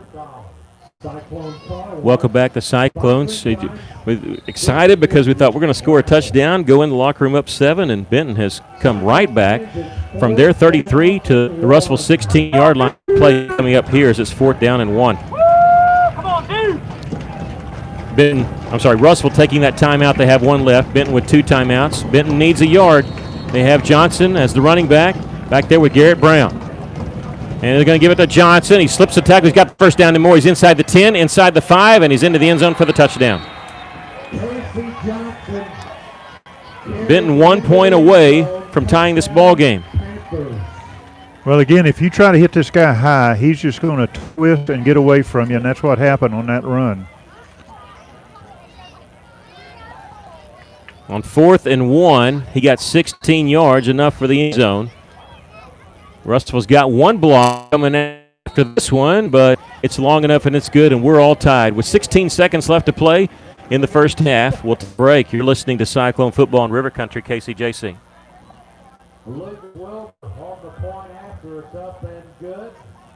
If you love quality pizza, Nonna Bella's Pizzeria at 717 South Arkansas will be your new favorite place. The dough and sauces are made daily with only the freshest and highest quality ingredients. Nonna Bella's has added many new customers' discerning tastes. Original and fresh pizza in Russellville. Remember, Nonna Bella's Pizzeria. We're currently open for delivery and takeout. Order online, nonnabellas2go.com, or call 479-317-1034. Surprising score that we got from our buddy Rick Elliott. Siloam Springs leading Van Buren 28-14 at halftime. Siloam jumped out to 21-0 lead here. Kind of a downer. We're tied 20-20, which we thought, well, that would be good. But Russellville had scored with a little over 2 minutes left, leading by 7, thinking, hey, all we got to do is stop Benton here. And we go in the locker room, up 7. They gashed Russellville with a heavy dose of Casey Johnson, and he gets a 16-yard touchdown run on a 4th and 1 play. Take the details on that here in a minute. End kick, and it's going to be fielded by Donahoe at the 9-yard line. He's across the 15, 20. He's got an opening. He's across the 25 and tripped up just past the 30-yard line. And Russellville with 1 timeout and 11 seconds. And why not? Weaver may be taking a shot. I'm looking at the coaches right next to us, and they're packing stuff up. That might be an indication that they're done. They're going to maybe take a knee. Well, you're getting the ball to start second half, and you don't want to have a turnover right here. That last drive, 67 yards and 8 plays. And Benton does all that in 2 minutes and 7 seconds. Johnson, a 1-yard touchdown run. 16-yard touchdown run. The extra point was good, and Russellville does take a knee, and we've come to the end of the first half, all tied at 20. We'll take a break, and then coming up with your halftime show. You're listening to Cyclone Football in River Country, KCJC. Russellville 20. Beltner's Athletes Corner Moonlight Madness sale is now in progress. Save half off or more on footwear from Nike, Asics, Brooks, New Balance, Keen, and Chaco. Save half off or more on apparel from the North Face, Columbia, Patagonia, Mountain Khaki, Kavoo, Under Armour, Nike, and many more. Beltner's Athletes Corner, 2320 West Main Street in Russellville. Open 9 to 6 Monday through Saturday. All sales during this special savings event are final. Hey, it's Drew Mitchell for Lakeside Oral, Facial, and Dental Implant Surgery. Lakeside is really proud this year to be sponsoring our local sports all throughout the River Valley. They're committed to the area. It's just another way they show that. When you're in the market for dentures, wisdom teeth, or whatever the case may be, remember Lakeside Oral, Facial, and Dental Implant Surgery, and check out their website at lakesideofs.com. Lakeside Oral Surgery, helping make the broadcast of local sports throughout the River Valley possible. Joshua's Fine Jewelry, your locally owned, family-owned luxury jewelry establishment in the heart of downtown Russellville, is having a really wonderful watch sale right now. 50% off all in-stock Citizen watches now until October 1st. That means Rose Gold, Eco Drive, 50% off. Preview some of the amazing Citizen watches by following Joshua's Fine Jewelry on Facebook and Instagram, or shop online at joshuasfinejewelry.com. How many times have you had to go without your heating or your air unit when you needed it most? Your family's freezing or sweating, and they look to you for relief. You someone and they say it's going to cost an arm and a leg to fix. Do you really feel like you have a choice? Well, now you do. Call Tony at Arkansas River Valley Heating and Air at 479-964-4004 for a free second opinion. A guy you can trust to take care of you and your family and get that unit running without all the extra charges. Arkansas River Valley Heating and Air. Welcome back. We're at halftime. The Cyclones, I almost said the Cyclones lead. It sure feels like they're leading this game, even though we're all tied at 20 between the Cyclones and the Benton Panthers. A couple of scores to pass along to you. We said that Siloam Springs leading Van Buren 28-14. That's at half. Siloam Springs, Rick Elliott telling us that Siloam started off with a 21-0 start in that ball game, and then it was 28-7. Put up a quick strike about 8-yard line, then scored.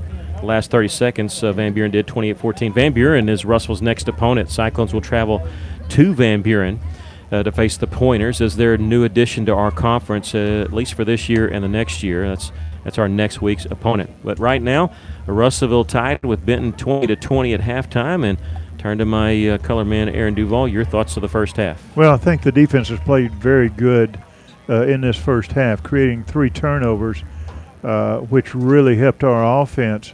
The only thing I think we need to talk about at halftime, if I was on the coaching staff, is we've got to tighten up our running defense, especially up the middle. That's where Benton is attacking us. They found that it's successful right now, but we can change that and tighten up the middle and then keep putting pressure on that quarterback. We did in one series. Ty Hips and some others got in there and gave him a lick. And then it seemed like he had some problems getting the ball to his receivers. He's throwing them in the ground, throwing behind them. So it does affect. You can get to that quarterback and give him a couple of hits. It's going to affect his delivery. On offense, we've been very successful when we, on the quick pass, when we get rid of the ball very quickly. of our quarterback's hands. The defense doesn't have time to get to him and put pressure on him, but on that last drive where we scored, Whitford was getting the ball out of his hands very quickly and hitting our receivers 3, 5, 7 yards, and it was very successful moving down. Then all of a sudden, all went to the right on those passes, and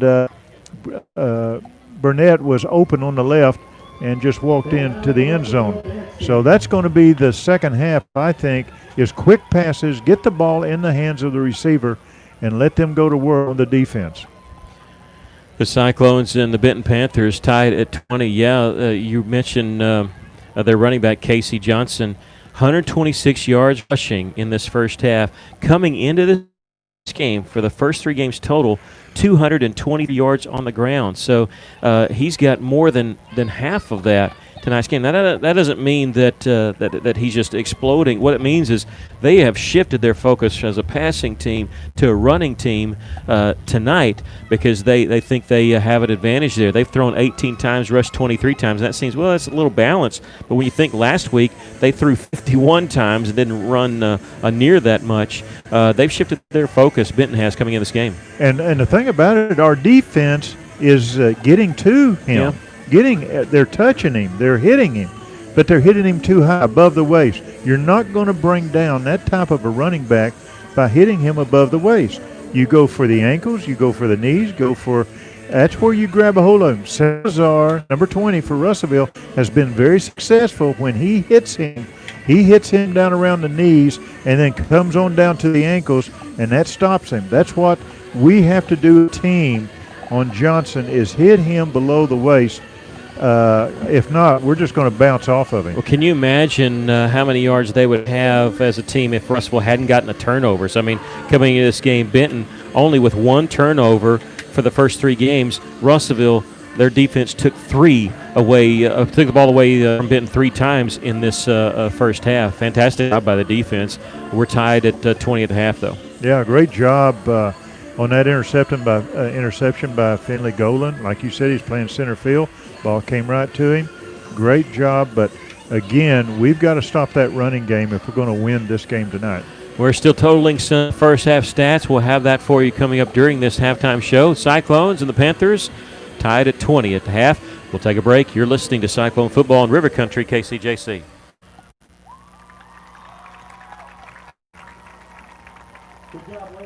How can I help you? Can you turn on the porch light? I can't see anything. Sorry, I didn't get that. Not every innovation is helpful. The new ITMs at First State Bank, you achieve your banking needs at the push of a button. Interact with local tellers, cash a check, and more, right from your car. Plus, ITMs are open weekdays from 7 to 7. To learn more about First State Bank's new innovative services, go to fsbitm.com. Maybe you're moving some dirt around the house. Got jobs to do. Well, maybe you don't have what you need. Hydraulic Tractor and have great prices and great people. We treat people like you would expect for a family. Cabot has you covered. Construction equipment, farm equipment, zero. Go by today and see the family at River Valley Tractor, 702 Weir Road in Russellville. Call them today at 968-3795. That's 968-3795. For over 70 years, Old South Restaurant at 1830 East Main Street in Russellville has been faithfully serving the River Valley. Whether it's starting your day with a good old-fashioned breakfast or helping you make it through the workday with a hard home-style one-course serving your family a dinner that would even make your mama proud. Old South Restaurant on Main Russellville. We're here for you. We're here for you, so come on down, Old South. Hi, this is Danny Hips, General Manager, Phil Autoplex. We know some of our customers who buy from us because of world-class brands, Chevrolet, Buick, GMC, and Toyota. But we are proud that homeowners buy from us primarily because of our trustworthy people. And for the past 45 years, we've been earning that trust one vehicle at a time. Order your new vehicle today at philwright.com or come see us at 3300 East Main in Russellville. Because if you haven't bought from us lately, it's because you haven't shopped with us lately. So come see us. Welcome back. We're at halftime. The Cyclones trailing. I'm sorry, I was leading the first time. Now I say trailing. They're tied with Benton at 20. I'm looking at some of these scores, and I was focused on Bryant, number one state, number one team in 7-8. Well, it's just unfair how good they are. Of course, Benton had to play Bryant first game of the year and lost 48-7. They're leading Fort Smith Northside at halftime, 42-0 over Fort Smith Northside. I mean, just give the 7A trophy to Bryant. The only thing that's going to stop Bryant is a COVID, I think. Bentonville leading Del Harbor at halftime, 24-0. Cabot leading Catholic 17-7, and North Little Rock ahead of Little Rock Central 21-0 at halftime. A lot of blocks in 7A. As we look at some 6A teams, Bentonville West and Greenwood both with canceled games. Of course, Greenwood was supposed to play Little Rock Parkview. Number 1 and number 2 in 6A supposed to face off. Parkview had to cancel at least this week, and I think next week's game against Lake Hamilton because of Corona. So Greenwood found a game. They're playing Bentonville West, and they lead Bentonville West at halftime, 20-14. Mount Home and Lake Hamilton. It's the game that everybody's got their eye on. Mountain Home is a surprise team in the 6A West, and they're tied with Lake Hamilton 14-14. Lake Hamilton, I'm sure, favored in that game, but only dressing out 14 players. I'm sorry, not 14, 44 players because of COVID in that game tonight. Of course, we told you Siloam Springs leading Van Buren at the half, 28-14. Russell will be traveling to Van Buren next week and play at the Pointers there. So local teams that we have for you: Clarksville ahead of Valonia at the half, 28-20. Morrilton leading Greenbrier second quarter score 21-7. Ozark getting shut out by Harrison. The Goblins in that one in the third quarter by a score of 30-0. And Pottsville trailing Lamar at the half, 21-6. Right here, Russellville and Benton are tied at 20 at the half. We'll take another break. We'll come back. We will give you the scoring summary of the first half and the stats of this first half game. You're listening to Cyclone Football in River Country, KCJC.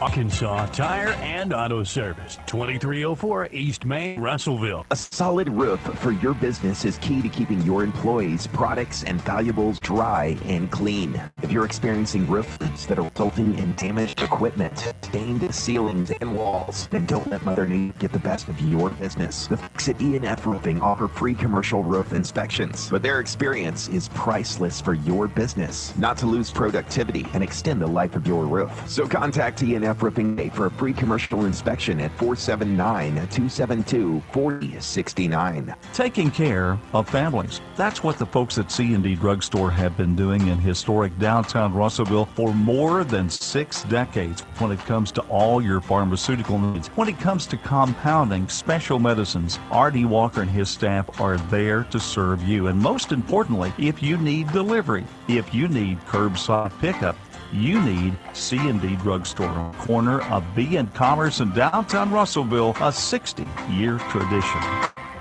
The right roof starts with the right roofer. That's why you should trust Miller Roofing Company. They're not just good, they're great. Miller Roofing has been serving our River Valley since 1991. Choosing an established company ensures upfront quality and back-end support for your home or business. The average roofing company lasts only 4 years. Mature, proven, and established companies carry the least risk, and that's what Miller Roofing's all about. Get your free estimate today by calling 479-890-3499 or visit miller-roofing.net.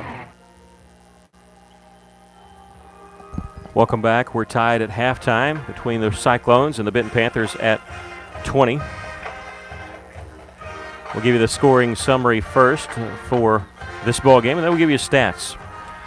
The Cyclones struck first after a turnover by the Benton defense. Russell just come 50 yards, just 2 plays in 35 seconds to get on the board first. Braden Whitford hit Gavin Graham, a 48-yard touchdown pass.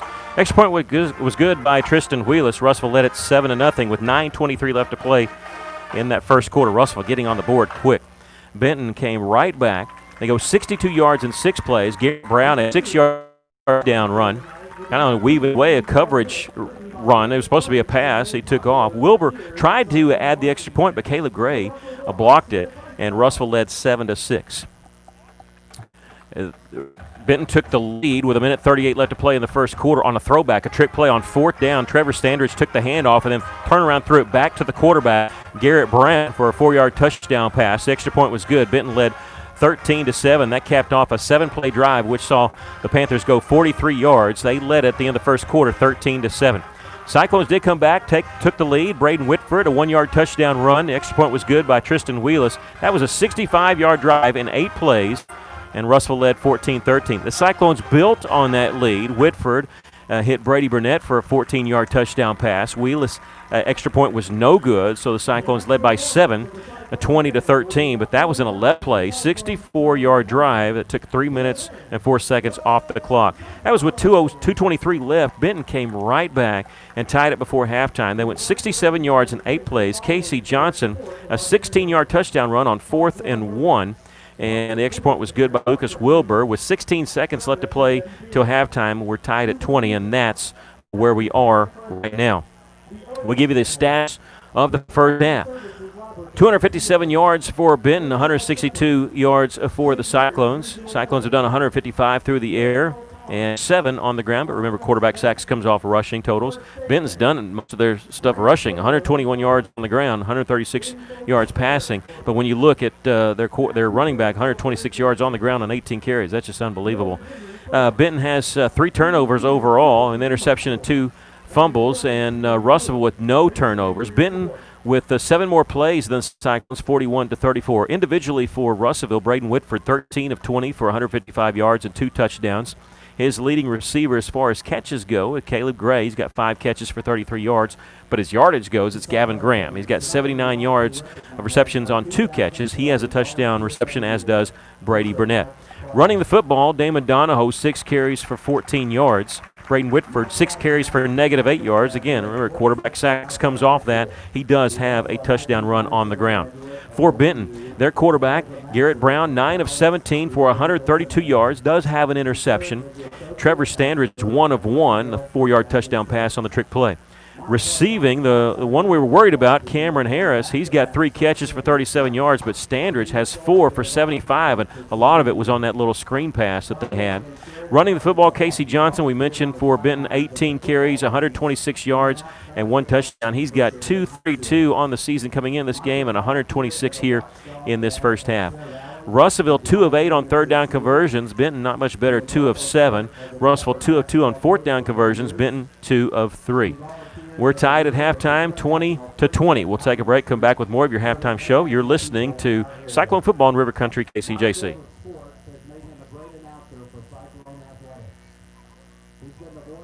Hey guys, this is Carl Kirtley with Centennial Bank, and we love tailgates, pepper rallies, and Friday night lights. The new school year is here, and nothing brings a community together like football. Now more than ever, Centennial Bank is proud to cheer all the student athletes in the River Valley. Centennial Bank believes that teachers, administrators, and staff of our local schools help make our communities great, and we applaud their persistence, preparation, and hard work during these difficult times. Centennial Bank invites you to be a part of this great tradition and show your support this season. Now let's go play some football. Centennial Bank, member FDIC. Why trust River Valley Tinting and Glass? Well, River Valley Tinting and Glass is a family-owned business, and they take care of their customers like family too. So remember, your local auto, residential, and commercial glass and tint company, River Valley Tinting and Glass. Check out their work on Facebook or call 890-5839 to get an estimate. Or you could always come by 2202 East 2nd Street to see all they can do for you. From a business you can trust, River Valley Tinting and Glass. Cozy Furniture on East Parkway across from Comfort Inn and Suites loves and supports the Russellville Cyclone. Come in and see Joey and Dee, your local expert Tempur-Pedic dealers, and get the mattress of your dreams delivered to you free of charge. Check out Cozy Furniture on Facebook and Instagram, or shop online at koziihome.com today. Come visit the knowledgeable staff at Cozy Furniture for furniture, accessories, and the Tempur-Pedic dealers who will not be undersold in Russellville. Go Go Cyclones. Thanks for listening to this EAB station for your football. This broadcast would not be possible without the support of our local sponsors like Tyson Foods. Today's Cyclone Live is exclusively sponsored by Tyson Foods. Keep it real, keep it Tyson. Whether you're listening in your car, online, or on your phone, no matter how you hear the broadcast, we're proud to be your home for the best in live football. And the next time you're at the store, remember our partners at Tyson Foods. Keep it real, keep it Tyson.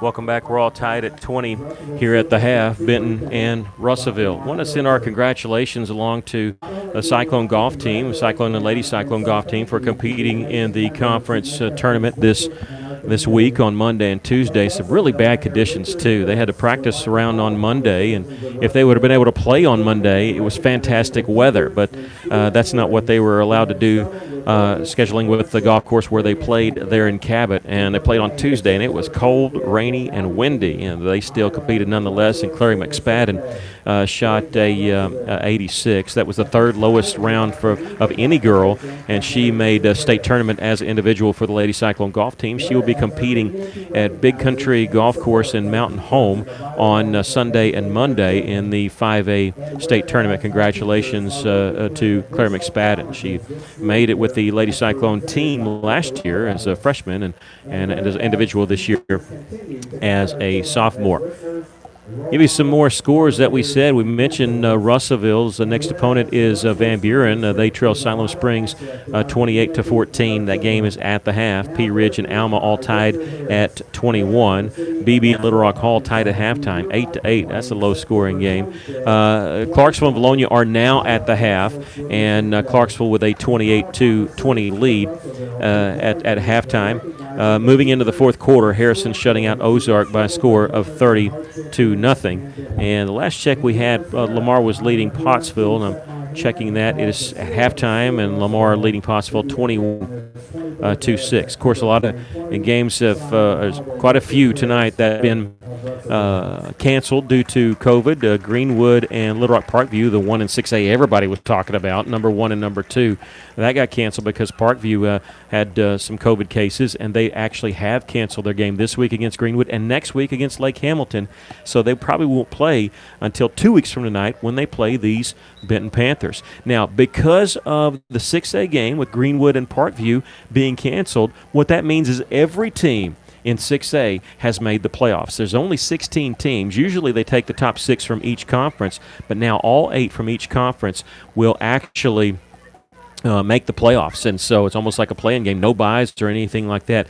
And I was talking to one of the assistant coaches for Russellville, and he said, you know what, as tough as our side is, he says, whoever the 8th seed is, I think they have a chance to beat the number 1 seed out of the 6A East, at the very least give them a good game, because when you look at this side of the 6A conference, when you've got Benton, of course, a very good team. They've been in the state championship game the last 2 years. You got Greenwood, Van Buren, Mountain Home, and Siloam Springs both have been coming on, and don't forget Lake Hamilton and Little Rock Parkview, the second best team in the state. This is loaded. The top 4 teams in 6A are all from this conference, and so it's tough. It's almost like, you hate it that we've had all this outbreak, but it's almost the perfect year for everybody from this side to go to the playoffs, because it's easily, in my mind, the toughest conference in the state, especially with the new teams coming in of Little Rock Parkview and Van Buren and Mountain Home. Russellville did have El Dorado and Sheridan and Little Rock Hall last year, and those teams have moved out, and the conference just got that much tougher because of that. So the Cyclones very fortunate, if you want to call it that they're only playing for seeding. Everybody fortunate that they're playing for seeding, and they know they've made the 6A state playoffs. If you want to hear from Coach Weaver and a couple Cyclones and another assistant coach, tune in to 102.3. We have Cyclones Live. It's from 7 to 8 o'clock every Tuesday night. We film it and record it from the Old Bank Sports Grill. It's aired live on 102.3. If you want to see it later, it is tape delayed on our YouTube page on Cyclone Booth. We're going to take a 60-second break and be back with the second half. We're all tied at 20. You're listening to Cyclone Football in River Country, KCJC.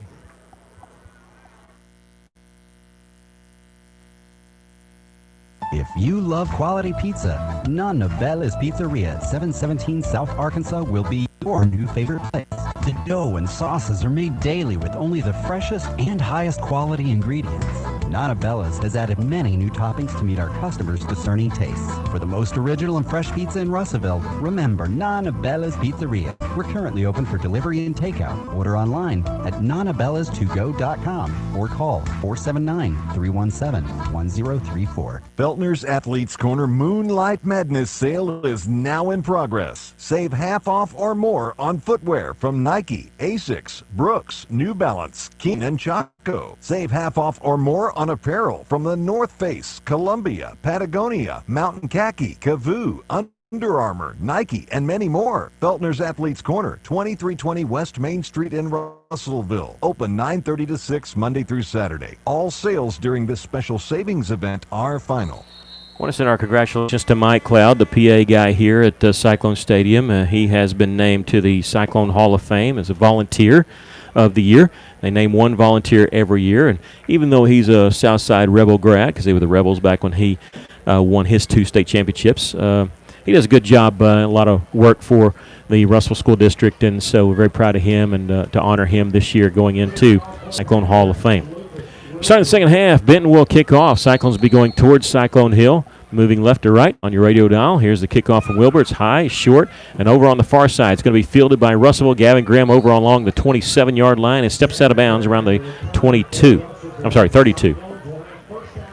Yeah, good field position for Russellville to start this second half. And we need to march down and score. Well, that's not their regular kicker, and so they say he stepped out at the 30. Sorry, checking that. So only 3 yards on the return. It's not their regular kickers. He has not been kicking it deep at all tonight. Russell will take over at their own 30 to start this second half. We're all tied, 20-20.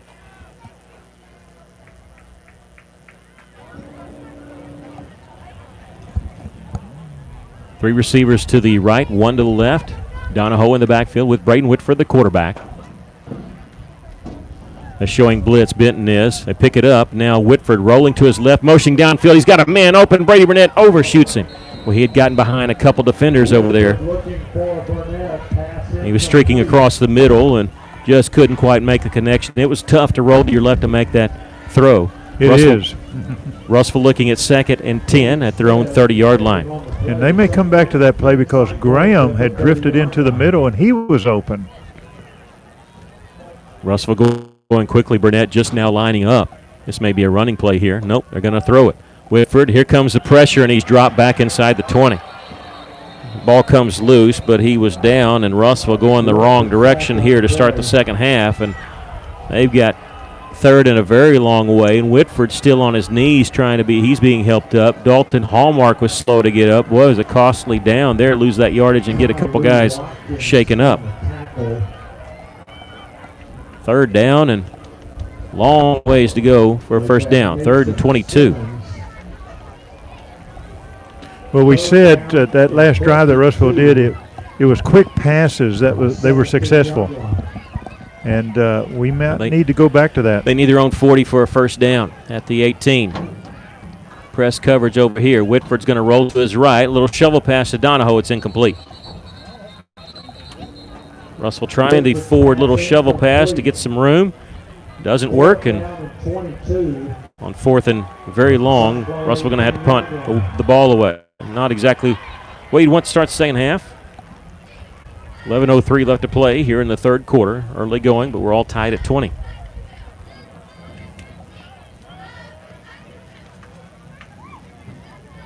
Standridge, the return man, has not returned one yet. The only things he's called for a fair catch. He's at midfield. Wheelis gets this one away. It's a wobbly kick, short. It's going to hit at the 38, take a Cyclone roll, and roll out of bounds at their own 45-yard line.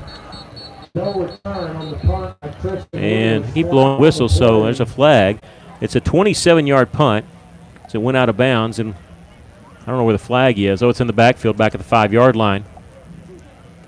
This could be roughing the kicker, running in the kicker, could be holding, could be leaping. Yeah, you're not allowed to jump up in the air to land on somebody. Man, the white hat is looking over at Roeville, and they're trying to figure out what's the call. Yeah, bringing the back near the line of scrimmage. It's a 5. It looks like they're marking 5 yards against Benton.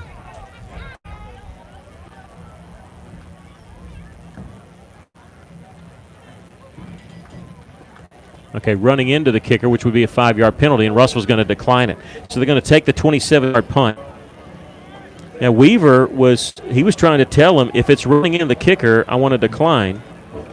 And that's exactly what it was. Roughing the kicker would be 15 yards. Russell still would not be a first down, but it would be a lot better than 4th and 22. And, okay, no, they're going to add it to the end of the kick. That's what it is. Yeah. Yeah.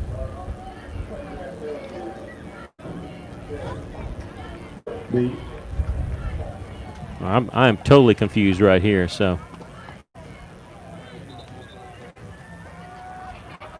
Okay, so it's a 10-yard penalty on Benton, and they'll have it at their own 45-yard line after the 10-yard penalty.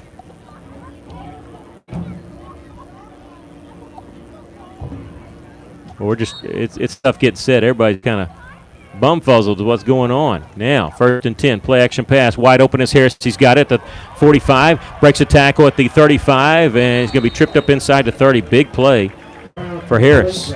I know I keep repeating this, but Salazar, number 20, made to stop, and he had him around the ankles. That's the way you bring him down. Yeah, but not before a big gain.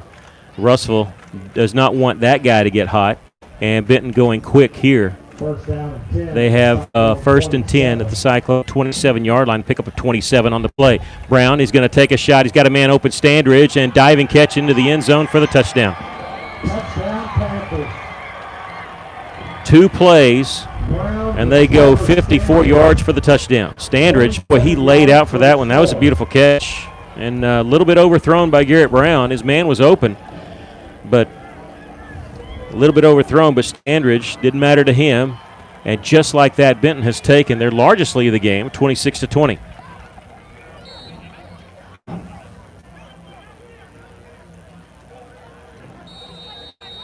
And the extra point is good. 27-20, our score, 10-27 left to play in the third quarter. We'll take a break.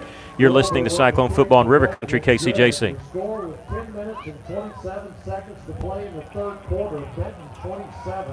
It's Drew Mitchell for Lakeside Oral, Facial, and Dental Implant Surgery. Lakeside is really proud this year to be sponsoring our sports all throughout the River Valley. They're committed to the area. It's just another way to show that. When you're in the market for dentures, wisdom teeth, or whatever the case may be, remember Lakeside Oral, Facial, and Dental Implant Surgery. And check out the website, lakesideofs.com. Lakeside Oral Surgery, helping make the broadcast to local sports throughout the River Valley possible. 3177.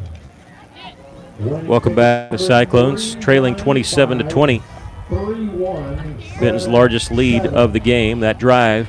They go 54 yards in just 2 plays. Officially it's 44 yards, but really 54 yards because of the 10-yard penalty. Garrett Brown hits Trevor Standers for a 27-yard touchdown pass. Wilbur, the extra point, just took them 35 seconds, and they lead it 27-20. Well, I don't like the adjustments that their defense, Benton, has and their offense has made. That was a bad series on both sides. They're going to kick this one to the far side. It's fielded by, I believe that's Gavin Graham at the 26-yard line. They're going to whistle him dead on forward progress, and he actually broke that tackle. They're going to give him the 31-yard line. About the same place we started last time, and we might need to consider just going back to the quick down and out and moving the ball down the field. Russell trailing 27-20, 10-23 left to play here in the third quarter. Taking some time. Play clock is rolling at 20 seconds right now as they break the huddle from the sideline. Russell banged up on the offensive line. They started without Bobo and lost Travis Midlam in that second quarter.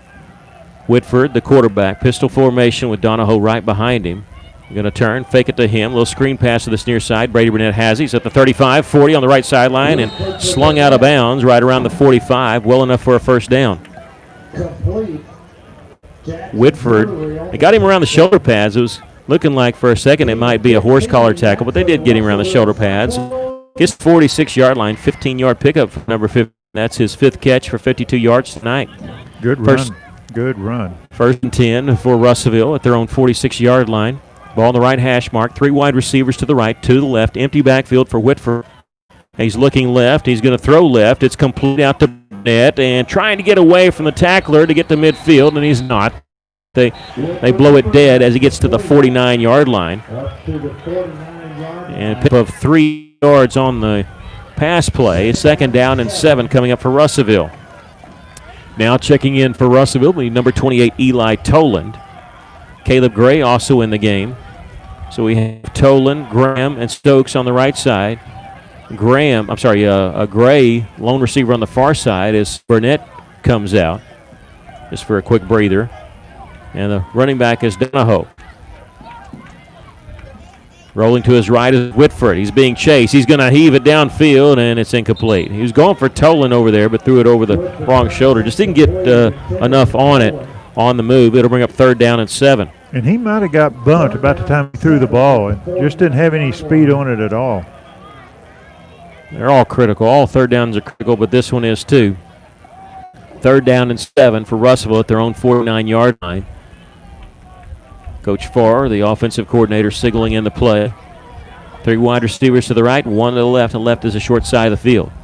And Benton just jumped off sides. Looked like they were coming with the blitz, and linebacker, when he jumped up there, the nose guard jumped off sides, and they're going to pull the nose guard out. Get out of there, you just gave him 5 yards. I think that middle linebacker touched the nose guard and made him go forward. Yeah, I think it was his fault, if anybody. So that gives Russellville a little bit easier 3rd down, 3rd and 2. That's the 6th penalty on Benton for 45 yards. Had a few 5-yarders tonight. Same formation for Russell. 3 receivers to the right and to the left. They're going to give it to Donahoe. He's trying the left side, and he might have got a yard, but he needed 2. So we're going to have a 4th down and 1 coming up from the Panther 45-yard line. And what do? Russellville trailing by a touchdown now. Clock rolling 9:16, and this is right in the area of the field where Coach Weaver's fine going for it. I mean, heck, he's gone for it on his own 30 before. Tight formation under center. Whitford, are they going to go quarterback sneak here? They are, and a second push. Boy, it's really close. If the ref on the far side has it, he doesn't have it. At the near side, he does. I think he's not going to get the spot. No, but not. It's a little closer than what they initially had. I think he's about a foot shy. We're going to have to wait and see. They moved it back, so... It's close. It is close. The nose of the football is at the 44. I think he needed the middle of the 44-yard line. Boy, I hope I'm wrong. I think we are half of the football away from a 1st down, and they're gonna stop and measure it. And we're right on the 44-yard line where I am, and it looks like it's the length of the football. It's half that. What it looked to me, and I hope I'm wrong. We can tell by the celebration. They stretch out the chain. Boy, it's close. It's closer than that, and Benton is held. I mean, that's an inch or 2.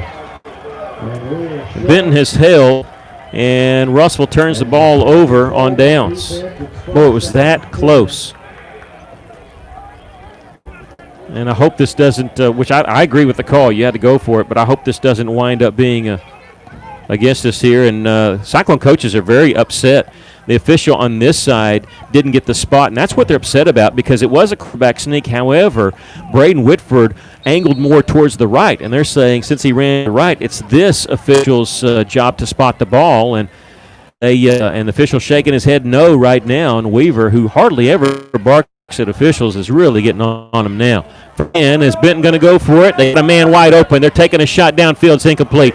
They had number 84, Tristan Hawkins, wide open.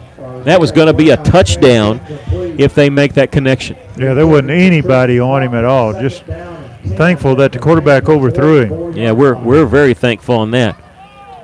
And I'm sure Garrett Brown, the quarterback for the Panthers, wishes he could have that one back. 2 receivers to the left, 1 to the right. They have an S back in there. And Johnson, who has not carried it on this drive, will carry it right here. Stutter stepping his way. He's going to be hit by Trayvon Traylor. And also Dalton Hallmark, number 64, after a gain of a yard. Johnson may be tired. I mean, he had a big first half of 18 carries for 126 yards. 3rd down and 9 is Benton going quickly here. Here's the snap. They're going to run the option. Pitches to Johnson, running left side. He's going to be hit at midfield. That's well shy of the 1st down, but we have a flag back at the 47. This is going to be a holding penalty. Yeah, it's holding on the number 8, Jordan Parham. He tackled the defender for Russellville. Now, if you're Russellville, do you accept this penalty? Because Benton may go for it. It's going to be 4th and 4 if you decline it. I mean, usually you say, yeah, you decline it because it's not a first down. But I'm wondering if Russellville's going to, if they think Benton's going to go for it, they're going to accept this penalty. Okay, so they don't think Benton's going to go for it, so they are declining the penalty. So the runner, Johnson, gets 4 yards to midfield. They're going for it. Yep, they're going to go for it on 4th down, and officially 4 yards. Throwing to the far side, incomplete. Incomplete. Had a man in that window, but they threw it behind the intended wide receiver, Jordan Parham. Yeah, he turned around, made a good effort to catch it, but we had 3 defenders there. So yeah, it was going to take a perfect pass, and it was not a perfect pass. I mean, Parham did get his hands on it. But now what you've done, if you're Benton, you've given Russellville excellent field position when they've really struggled on offense here in their first couple drives this second half. Cyclones have it at midfield. Russellville trailing 27-20, 8:28 left to play, third quarter. Whitford, the quarterback. He's going to play action pass. Got a man open. It's Graham. He always incomplete. It was a little bit behind. It might have been tipped a little bit, but if he catches it, he's still running. Yeah. The only person that stopped him is the band. Ball was thrown a little bit behind him. You're right. But it got in there on his hands, and it might have been tipped. Number 12, Chris Bronson, was in on the coverage. He might have got a hand on it, but he's lucky because he was burned on that play. 2nd down and 10 for Russellville. Kobe Robinson in the backfield. He's going to get the call. He runs, trying to bounce out to the left. He cuts it up. He's inside the 50, inside the 45 to the 43. Well, it looked like that wasn't going to go for anything, and Kobe gets 7 yards. And flag in the backfield. It's going to be holding on Russellville. Goodness gracious. 10 yards from the spot. Where's the spot? Is at the line of scrimmage. 43, so you can give Kobe Robinson actually 3 yards on the carry. 2nd down and 17. All right, so it'll be 2nd down and 17. Rolling to his right is Whitford. He's going to stop, cut back to left, and he is swarmed back inside the 40-yard line. Russellville just shooting themselves in the foot here, going backwards with the penalty. And with this, it puts them back at their own 39-yard line. They're going to have 3rd down and 21 yards for 1st down. That defense is just coming after him. We can't stop them. So the only thing we can do is just do the quick passes like we did at the end of the first half. And the problem is we need 21 yards right here. 3rd down for the Cyclones, trailing by a touchdown. 7:21 left to Benton. Jumped off sides again. Same situation. And outside linebacker jumping in, and somebody jumped, either him or he knocked his defensive tackle into the play. At the 45-yard line. I mean, we'll take every little bit. That helps, but it's still 3rd down and long. We'll take that 5 yards. 3rd and 16 now. Russellville needs the Panther 40-yard line for a 1st down. Whitford back to pass. He's going to roll to his left, throwing. He's got Donahoe complete at the 45 and pushed out of bounds, shy of the 1st down by about 1.5 yards. Well, if Weaver goes for it at midfield, he'll probably go for it here. That was a great play design, a great play call. They needed 16. They got 15. It's 4th down and 1 from the Benton 41-yard line. Cyclones trailing 27-20. Benton the only scorer this 3rd quarter. Russellville went for it on the last drive. They're going to go for it here. Russellville not going under center, so no quarterback sneak. Maybe a quarterback draw? No, they're going to give it to the running back. He's got the 1st down. Donahoe needed 1. He got 2. Damon Donahoe gets to the 39-yard line. And Donahoe now has 8 carries for 17 yards. That's a big one there, keeping this drive alive. Yeah, they just went off that right tackle. Good hole over there. Russellville, if you look at it, Russellville had 3rd and 21, and they converted that in a couple plays.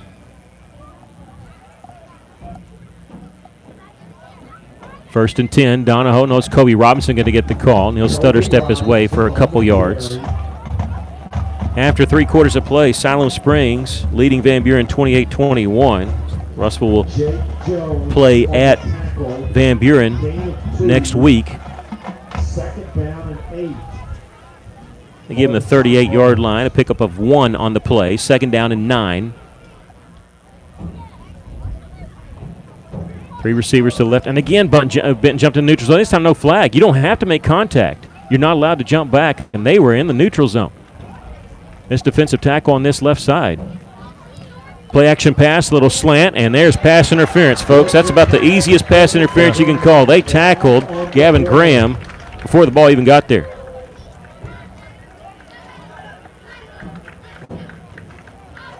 And, of course, the defender, as a defender, you always get up and you act like, what? On me? Yeah, but yeah, they tackled Graham before where the ball got there. And this is going to be a big penalty. Again, this is the second time where if they just allow that pass play to happen, it doesn't gain as much yards. So that was going to be, what, a 7-8 yarder? Turns into a 15-yard penalty. And it gives Russellville first down, their 13th first down of the game. They trail by a touchdown here, but they've got it at the Panther 23-yard line, 1st and 10. Whitford looking left, nothing there. He's going to flush out of the pocket, throwing for the end zone. It's incomplete.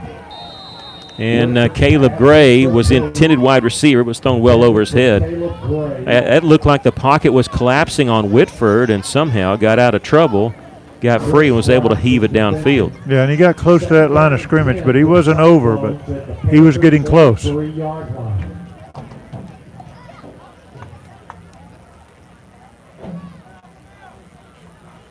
Second down and 10 for the Cyclones.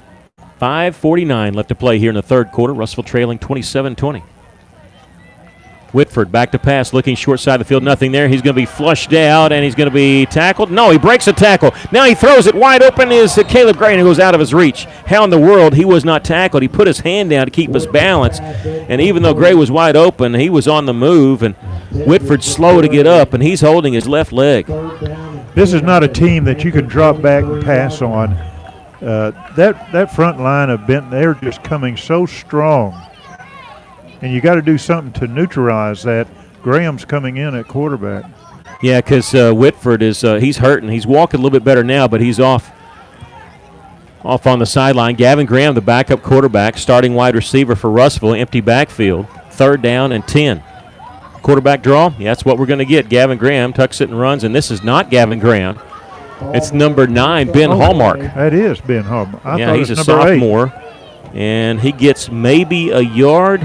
No, 2 yards is what they'll give him. So it's 4th down and 8. Well, you're down by 7. It's a long way to go. I think they're going to bring in Tristan. They are. Tristan Wheelis will be on to try the field goal here, well within his range. He has 3 of 4 from field goal range this season. His long is 30, but this is still in his range. This will be 38 yards. Hold us down. The kick is low. It might have been partially blocked. It's no good. Well, long drive, but does not yield any points. And the Cyclones come up empty. Benton will take the ball at their own 20-yard line because that's considered a punt into the end zone. With 5:04 left to play in the third quarter, the Cyclones trailing by a touchdown, 27-20. Well, 10 plays on that drive. It did keep the defense off the field for a little bit, and you did flip the field, but you didn't get any points. 2 receivers to each side, and they're both in single file line. Johnson, the running back, and he will get the handoff. Started right, cuts back left. He's going to lean forward for 5 yards. Casey Johnson, pick up a 5 there, and he's got 136 yards on 21 carries. I think they're going to work him in this series. Yeah. They got the lead of 7 points. And time's on their favor, even though it's still plenty of time. Johnson gets the call here, breaks attack in the backfield, and he's going to be right at the first down sticks up the middle. And he has the first down, so they're going to give him the 30-yard line. There's a little extracurricular activity going on after these plays. At the Panthers' 30-yard line. little bit extra push on some of this stuff. Got to watch that. First down and 10, play action pass. Brown pumps. Now he floats it out there. It's going to be almost an interception. Russell was closest person to it was Finley Golden. He already has a pick tonight. That was a terrible pass by Brown. Pump fake. Had a man open, but he overshot him by 4 yards. Yeah, I think the receiver just stopped on him. Yeah, maybe that was it. Maybe it wasn't as bad a pass. Expecting the receiver to run on down the field. Maybe he was going to Harris, and yeah, you're right, because that was it's not like Brown to miss it that bad. He just tried to float it out there. It'll bring up second down and 10 for the Panthers. They lead the Cyclones 27-20. 4:21 left to play, third quarter. Johnson motions out of the backfield. Here comes the blitz. It's a screen set up for Harris, and he drops it. Now, I don't think he would have gotten any yards. Might have been right at the sticks because Trevor was right there getting ready to nail him. And I think maybe that's what he saw.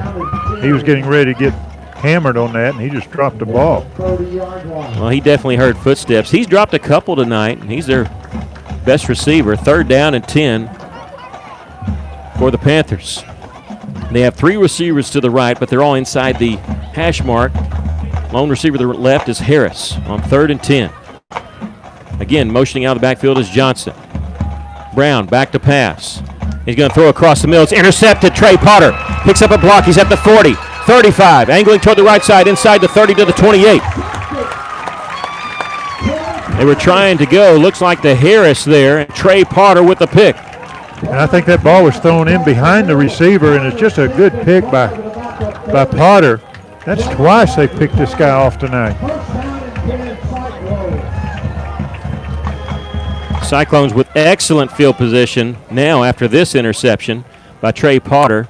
Potter with a return of 12 yards, and Russell has it at the Panther 28-yard line, trailing by a touchdown. Well, he threw it across the middle, and that's a dangerous spot, but Potter playing middle linebacker, he was just sitting there waiting it, reading the quarterback's eyes there. Whitford back in at quarterback, looking left, throwing on a slant pattern. It's going to be complete inside the 10. What a catch. Is that Gavin Graham there at the 7-yard line? Yes, that's Graham. A little bit behind him on that, and he stopped and was able to haul it in with his hands. He was not able to catch that one with his body. And he was between two defenders. He gets down to the 7-yard line, a 21-yard pickup. Russell first and goal from the 7, trailing by a touchdown. 3:48 left to play here in the third quarter. 3 receivers to the right, 1 to the left. Kobe Robinson, the running back. Here comes the blitz. Play action pass. Burnett with the catch. He's at the 5, gets to the 2-yard line. Boy, Russell caught Benton perfectly on that blitz because they were blitzing thinking it was going to be a run play, and they hit Kobe Robinson, but Russell had already the pass out to the right side. Burnett comes up hobbling. He's off. Second down and go after the 5-yard completion. Kind of favoring that right knee a little bit is Burnett. Tight formation on second go from the 2. Under center is Braden Whitford. He's going to turn a quick hitter off to Donahoe, and he might have got a half yard. There's a quick handoff there. And I don't know if technically you give him a yard or not, depending on where they spot it. Cyclones trailing 27-20. They're looking at third down and go. That was no gain. So third and go from the 2. Ball on the right hash mark. 3 receivers to the left. Good to see Brady Burnett back in the game. And 1 receiver to the right. Out of the shotgun, Whitford. And he was going to run the option. It was blown dead beforehand, and that usually means, well, it doesn't always mean against the offense. Well, it's going back. Yep. False start. So instead of third and goal from the 2, we'll have third and goal from the 7. That may not be a bad thing. May give the receivers a little more room to maneuver and get open. The Cyclones third and goal from the 7-yard line. Still on the right hash mark.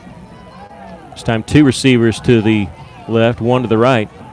With an S back in, I think that's Carson Smith. Play action pass. Whitford backpedaling. He's going to heave it and throw it toward the end of the end zone. It's going to be incomplete. Thought he was throwing it away, but Brady Burnett was in the area. And now 4th down to go from the 7. Decision time for Coach Weaver.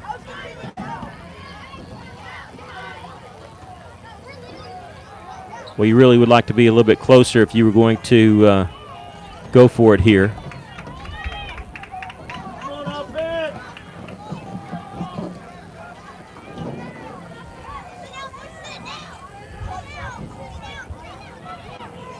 But they're going to go for it. Empty backfield. Donahoe in motion. 4th and go from the 7. Whitford going to throw the corner of the end zone. Is going to be juggled. Complete. Touchdown, Russellville. Graham, number 8. Even Graham was juggling it as he was running with it. I got to tell you, when Whitford let that go, I thought it was intercepted. There was a defender in the area, and the ball went just over him, and Graham was juggling it while running. Got it down. Russellville trails by a point. Tristan Wheelis on to try the extra point, and it is good. We're all tied at 27 with 2:14 left to go in the game. You're listening to Cyclone Football on River Country KCJC.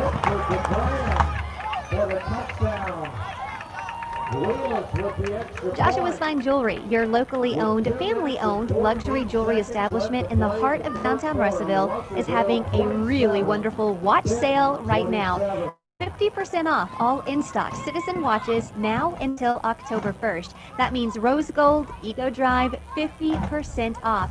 Preview some of these amazing Citizen watches by following Joshua's Fine Jewelry on Facebook and Instagram, or shop online at joshuasfinejewelry.com. Welcome back. The Cyclones have tied this game with 3:14 left to go in the third quarter. Russellville, after the interception from Trey Potter, they turn that into points. 28 yards, 5 plays on the drive, 1:53. Whitford hits Gavin Graham on 4th and go from the 7 for a 7-yard touchdown. Wheelis, the all-important extra point, tied the game at 27. Well, just a good drive by Russellville after that turnover. That's what you want to do. Create a turnover, which we've done 4 times tonight, and go down and score. I got to tell you, I was nervous. I thought that was going the other direction. I thought it was going to be intercepted, but put just in the right spot by Whitford. Graham juggling it, coming down with it with plenty of room over there. Wheelis going to kick off here from the middle. Going to kick this one towards the left side. It's going to be fielded by Pearson at the 19-yard line, across the 25, 30. And will not get the 35 as he's driven down at the 32.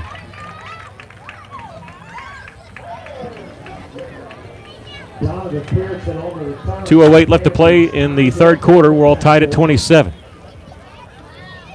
First down and 10 for the Panthers at the 32-yard line. Well, we need to make another stop right here.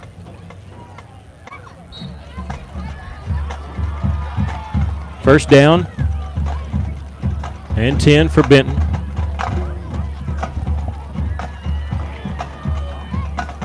At their own 32-yard line. Brown is going to hand off to Johnson, straight up the gut. He's at the 35, 40, still on his feet, and dropped down there at the 41-yard line. Well, after they throw an interception, you can see not that they don't lack confidence, but they think we got to get back to what we do best. Their quarterback, Garrett Brown, no interceptions on the year coming into this game. He's thrown 2 tonight. He's going to look at second down. It's going to be thrown to the sideline, incomplete. Russellville covers it just in case it was a backwards pass, but it was forward. It'll bring up third down and 1. Yeah, Johnson got up a little slow. He got hit around the ankles. But I figure he'll get the ball here to get the first down. Yeah, on 3rd and 1, you think they would. Really almost a half yard. They do give it to Johnson. He's got plenty of room, and he's got across the 45 and near the 40. I tell you, he had the first down and a yard before he even met a Cyclone defender. That offensive line of Benton, they're pushing Russellville back a little bit. It's first down and 10 for the Panthers at their own 48, going quickly here. 2 receivers left, 1 to the right. Again, Johnson the call. Again, the same thing. He's into Cyclone territory, and he's going to be hit and tackled inside the 45 to the 44. And this is eerily like the drive that ended the first half. Yeah, go ahead. I say Benton wouldn't stop running the football, and Russellville couldn't stop him doing it. Just 8 yards a gash, and that's what that one was, 8 yards. Second down and 2 for the Panthers. This time different running back. It's Pearson. He's got the first down, and he's going to be stopped at the 40-yard line. And looks like Russellville's fighting a cramp with Dalton Hallmark. And he's down, stretching out that leg, and so we have an injury timeout here. 53 seconds left to play third quarter. We're all tied at 27. We're going to take a quick break. You're listening to Cyclone Football in River Country, KCJC.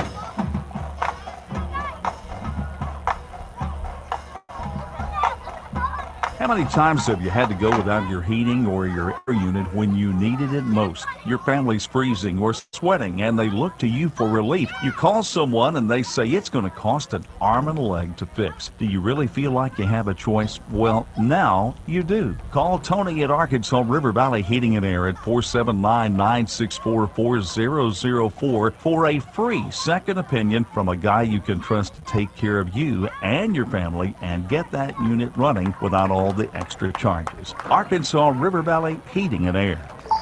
Can I help you? Can you turn on the porch light? I can't. All right, welcome back. The Cyclone Dalton Hallmark walking off the field. And, it's just a cramp, but he did the smart thing by staying there, not trying to hobble off the field. And it gives the defense a little bit of a breather here as they've hit Russellville with 4 running plays for 9, 7, 8, and 4 yards. They have it 1st and 10 for the Cyclone 40-yard line. We're all tied at 27. 53 seconds left to play here in the third quarter. Play action pass. Brown, he's looking for Harris. One-on-one coverage and out of his reach. That was thrown out of bounds. Russell, pretty good coverage over there, but you can have good coverage, and Cameron Harris could still find a way to come up with it, so I'm glad that they overthrew him. When they're running to the right side of their offensive line, tackle and guard position, and they're just making a hose over there. Cameron Harris, the receiver, he's been targeted 10 times tonight and has 4 catches for 64 yards. Garrett Brown, the quarterback, now 11 of 25. 186 yards, a touchdown, and 2 interceptions. How about a third interception? Empty backfield as Johnson motions out. Here comes the blitz. It's a screen pass complete to Harris. Russell hanging on, and they're going to stop him after a 2-yard gain. Yeah, good play by that defense. Not letting him get a first down. Pickup of 2. It'll be 3rd and a short 8. 3rd down and 8.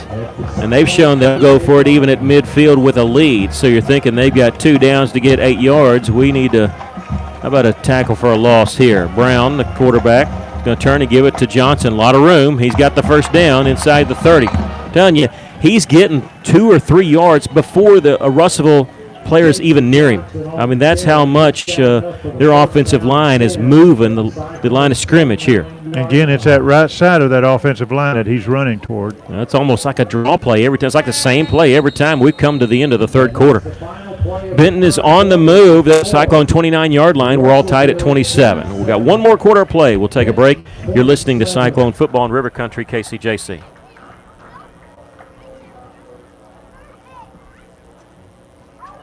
How can I help you? Can you turn on the porch light? I can't see anything. Sorry, I didn't get that. Not every innovation is helpful, but the new ITMs at First State Bank can help you achieve your banking needs at the push of a button. Interact with local tellers, cash a check, and more, right from your car.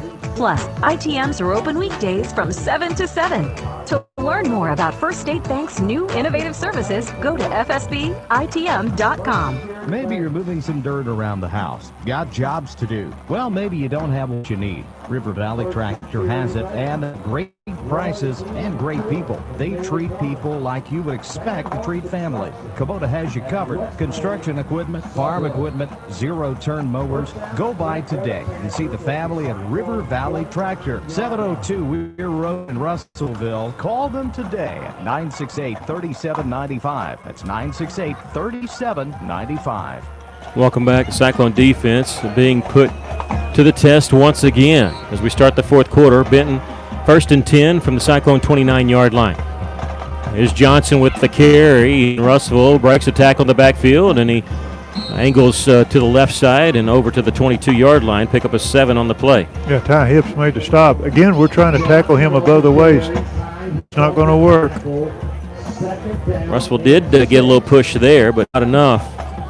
7 yards on first down. 2nd and 3. Again, Johnson the carry, and again breaking a tackle. He's inside the 15, inside the 10, and tackled at the 6-yard line. And I tell you what, Benton, as long as they don't get cute, looks like they're going to score here.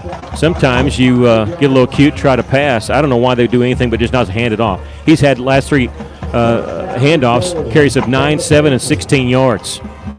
We're all tied at 27, 11:20 left to play here in the fourth quarter. First and goal for the Panthers from the 6-yard line. Shotgun formation. Brown's going to give it to Johnson. He's inside the 5 to the 4.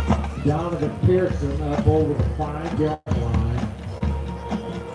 Second down and goal coming for the Panthers. Second down and goal at the 4-yard line. Got a different running back now, number 3. That's Pearson. They're going to run. The Standers flags in the backfield, and he's angling towards the pylon. He's not going to get there. Upended at the 2-yard line. We have a flag back at the 14. This is looking like it's going to be against the Panthers. It's a false start against Benton. Russell's going to push him back. That was a gain of 2, so we'll negate that. It's going to put him back to the 9-yard line. So it'll be second and go, but this time from the 9. And the Panthers had second down and goal from the 9-yard line.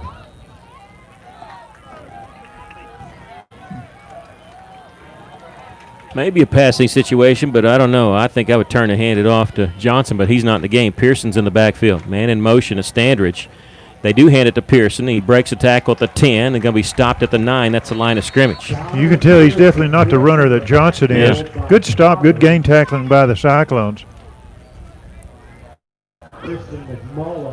Maybe try to fake Russell out a little bit, bringing in Pearson and carrying the ball. Now Casey Johnson back in the game, but it's 3rd down and 9, and you think they might be going for it if they get positive yards here, unless Russell pushes them back. We're all tied at 27. 10 minutes exactly left to go in this game. 3rd down and goal from the Panthers from the Cyclone 9-yard line. 2 receivers to each side. Brown rolling to his right, looking for the end zone, motioning people. He's going to stop, float it in the end zone, and a jump ball, and it's going to be touchdown is the call. Harris came down with it. They say he got a foot in. It was a jump ball, folks, over here. Russell had 2 defenders there, but Harrison, who's got to be every bit of 6'3", 6'4", out jumping everybody for the touchdown. Oh, there's a flag. All right, flag back at the 17-yard line. I didn't see this. I didn't see it. Is it roughing the passer? No, a sideline warning against Russellville. Oh. All right. Sideline warning So against the Cyclones. So Harris catching the touchdown pass from Garrett Brown, and Benton takes the lead for the 3rd time tonight. They lead at 33-27. Here's the extra point. Russell doesn't come after this one. It's good. Cyclones trail by 7, 34-27, with 9:45 left to go in the game. We'll take a break. You're listening to Cyclone Football in River Country, KCJC. Benton 34, Russellville 27. For over 70 years, Old South Restaurant at 1330 East Main Street in Russellville has been faithfully serving the River Valley. Whether it's starting your day with a good old-fashioned breakfast or helping you make it through the workday with a hearty home-styled lunch, and of course serving your family with a dinner that would even make your mama proud. Old South Restaurant on Main Street in Russellville. We're here for you. We're here for you, so come on by Old South. Benton taking the lead for the 3rd time tonight. This ties their largest lead of the game.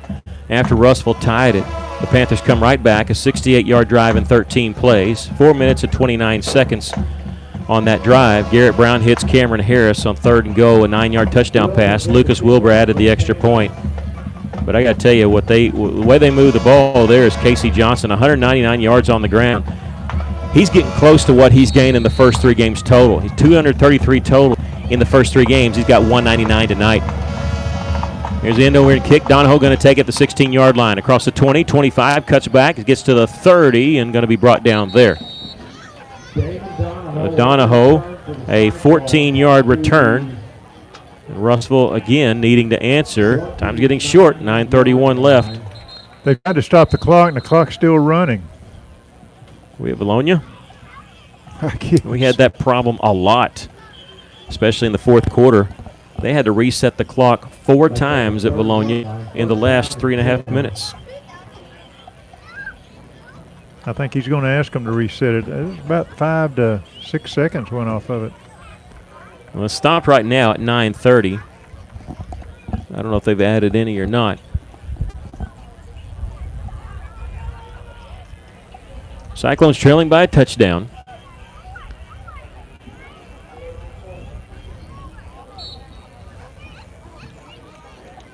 Braden Whitford, here comes the blitz. Play action pass, throwing screen pass out here to Burnett's complete. He's across the 30, and he'll get forward to almost the 35-yard line. Good blocking out there by Stokes. Give Brady a little bit of room to gain about 5 yards. And Dalton Hallmark, who switched back to number 64 for tonight, is slow getting up. He's been battling cramps here in the second half. And, just like Russellville's defense has not had any answer for Casey Johnson, Benton's defense really hasn't seen very much answer for that little screen pass. And Brady Burnett now with 8 catches for 65 yards.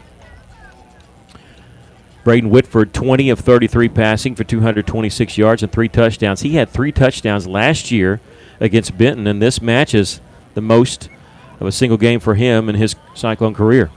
And it's a injury timeout. Injury timeouts are a little bit longer due to COVID, just like kind of affecting everything. I didn't realize that. I talked to an official during this week. That's what he told me. So Russell not being charged with a timeout here. Both teams still with all 3. Russell going to look at 2nd down and 5 from their own 35-yard line with 9:22 left to go in the ballgame. Whitford with 2 receivers to each side. Short side is the left side. He brings Brady Burnett in motion, and play action pass, a backwards pass to Burnett. He's got it. It's across the 35, following a blocker. He's got the first down and more. He's across the 40, 45, and steps out of bounds at the 46, and that's a run, not a pass. Yeah, that's all Burnett there. He made a good cutback going to his left and decided to head for the sidelines to his right. That was did a great job gaining about 6-7 more yards. And he got 11 on that play, and that's a backward pass, what's considered a handoff, not a pass there to Burnett. So that's his first carry for 11 yards, and now we have a timeout called by Benton. So we'll take a quick break. Cyclones trailing Benton 34-27 with 9:09 left. You're listening to Cyclone Football in River Country, KCJC.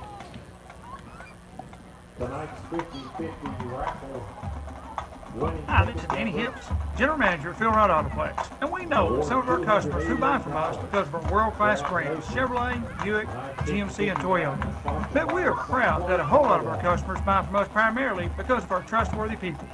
And for the past 45 years, we've been earning that trust one vehicle at a time.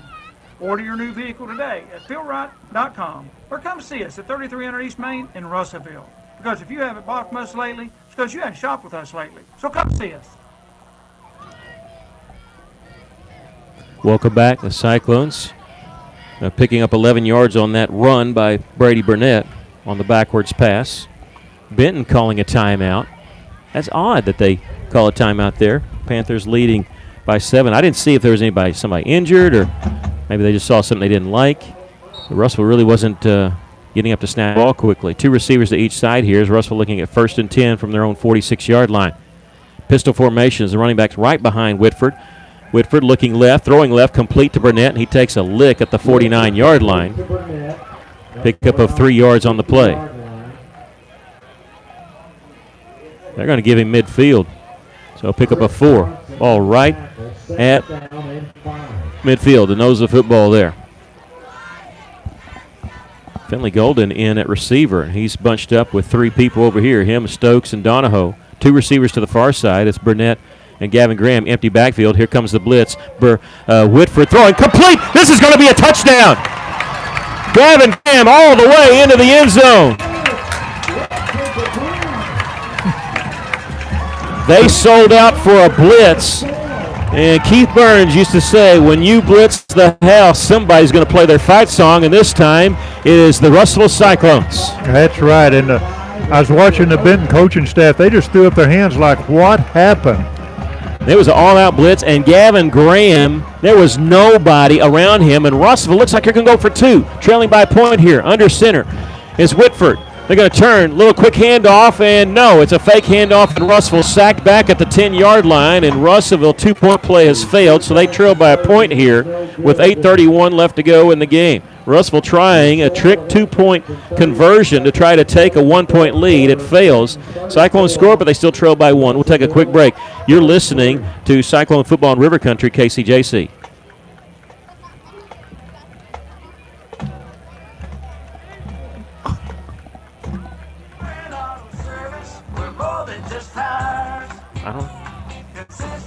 Got 8:31. 8:31. What makes us different? We're the ones who care. Trust our experience to know what you need. Professional and fast, see what we mean. Arkansas Tire and Auto Service. We're more than just 50, officially 50 yards. Arkansas Tire and Auto Service, 2304 East Main, Russellville. And we're checking the yardage on that. Is officially a 50-yard touchdown pass from Whitford to Graham. So the drive for Russellville, 70 yards on 4 plays, just took a minute and 14 seconds off the clock. The 2-point conversion failed for Russellville, so they trail 34-33. And Tristan Wheelis is on to kick off. Russellville trying to catch Benton napping and trying to take the lead there.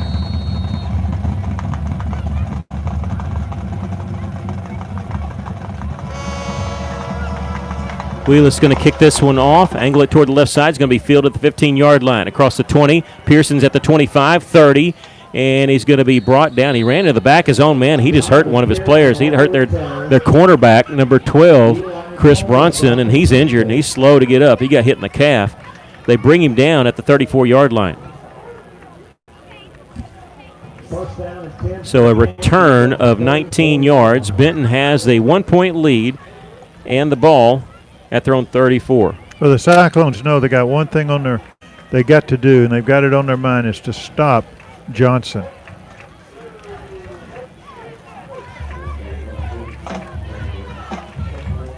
Yeah, and Benton's going to give him a heavy dose. He's got 199 yards rushing, Casey Johnson does, number 9. Man in motion, that's Standridge.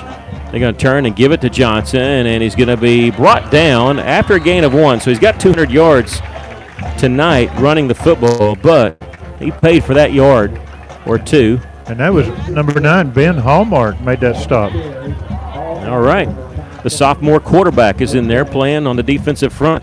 All hands on deck. Hey, if you want to get on the field, you learn 2 positions, and that's what Hallmark has done. He's a big kid.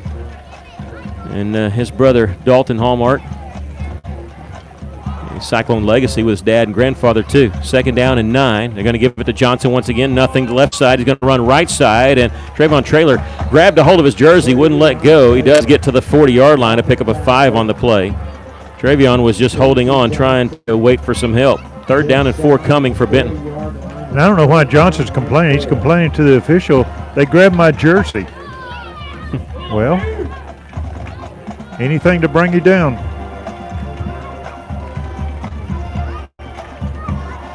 All right, 3rd down and 4. Brown back to pass, throwing over the middle. It's complete, and he's going to be stopped shy of the 1st down.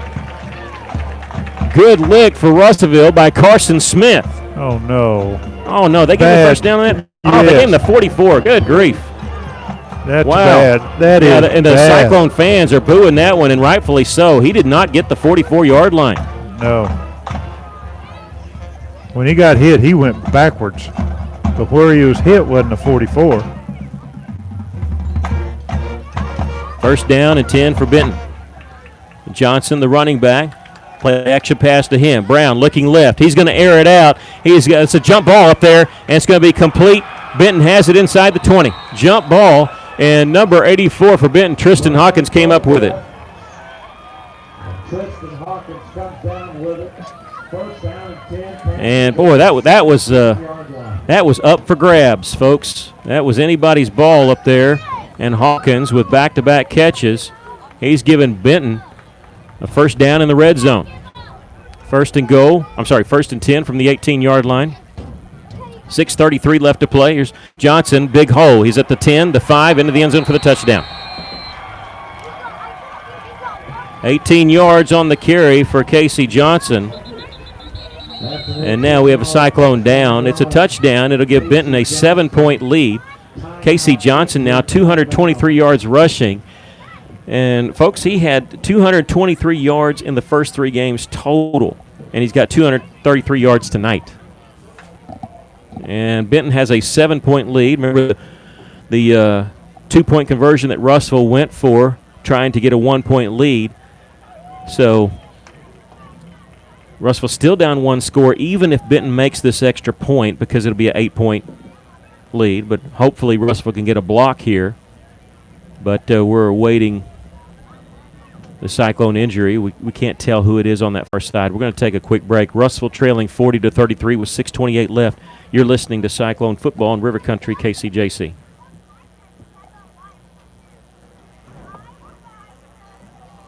A solid roof for your business is key to keeping your employees, products, and valuables dry and clean. If you're experiencing roof leaks that are resulting in damaged equipment, stained ceilings, and walls, then don't let Mother Nature get the best of your business. The folks at E&F Roofing offer free commercial roof inspections, but their experience is priceless for your business, not to lose productivity and extend the life of your roof. So contact E&F Roofing today for a free commercial inspection at 479-272-4069. Welcome back. The Cyclone player just getting up now. I still can't see his number. Do you see it? It's 35. Okay.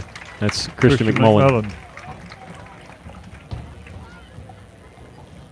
He is walking off under his own power, has his hand across his midsection.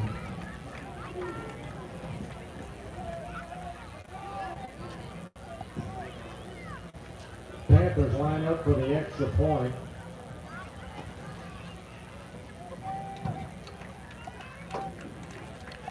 Panthers lining up for the extra point. This is Wilbur.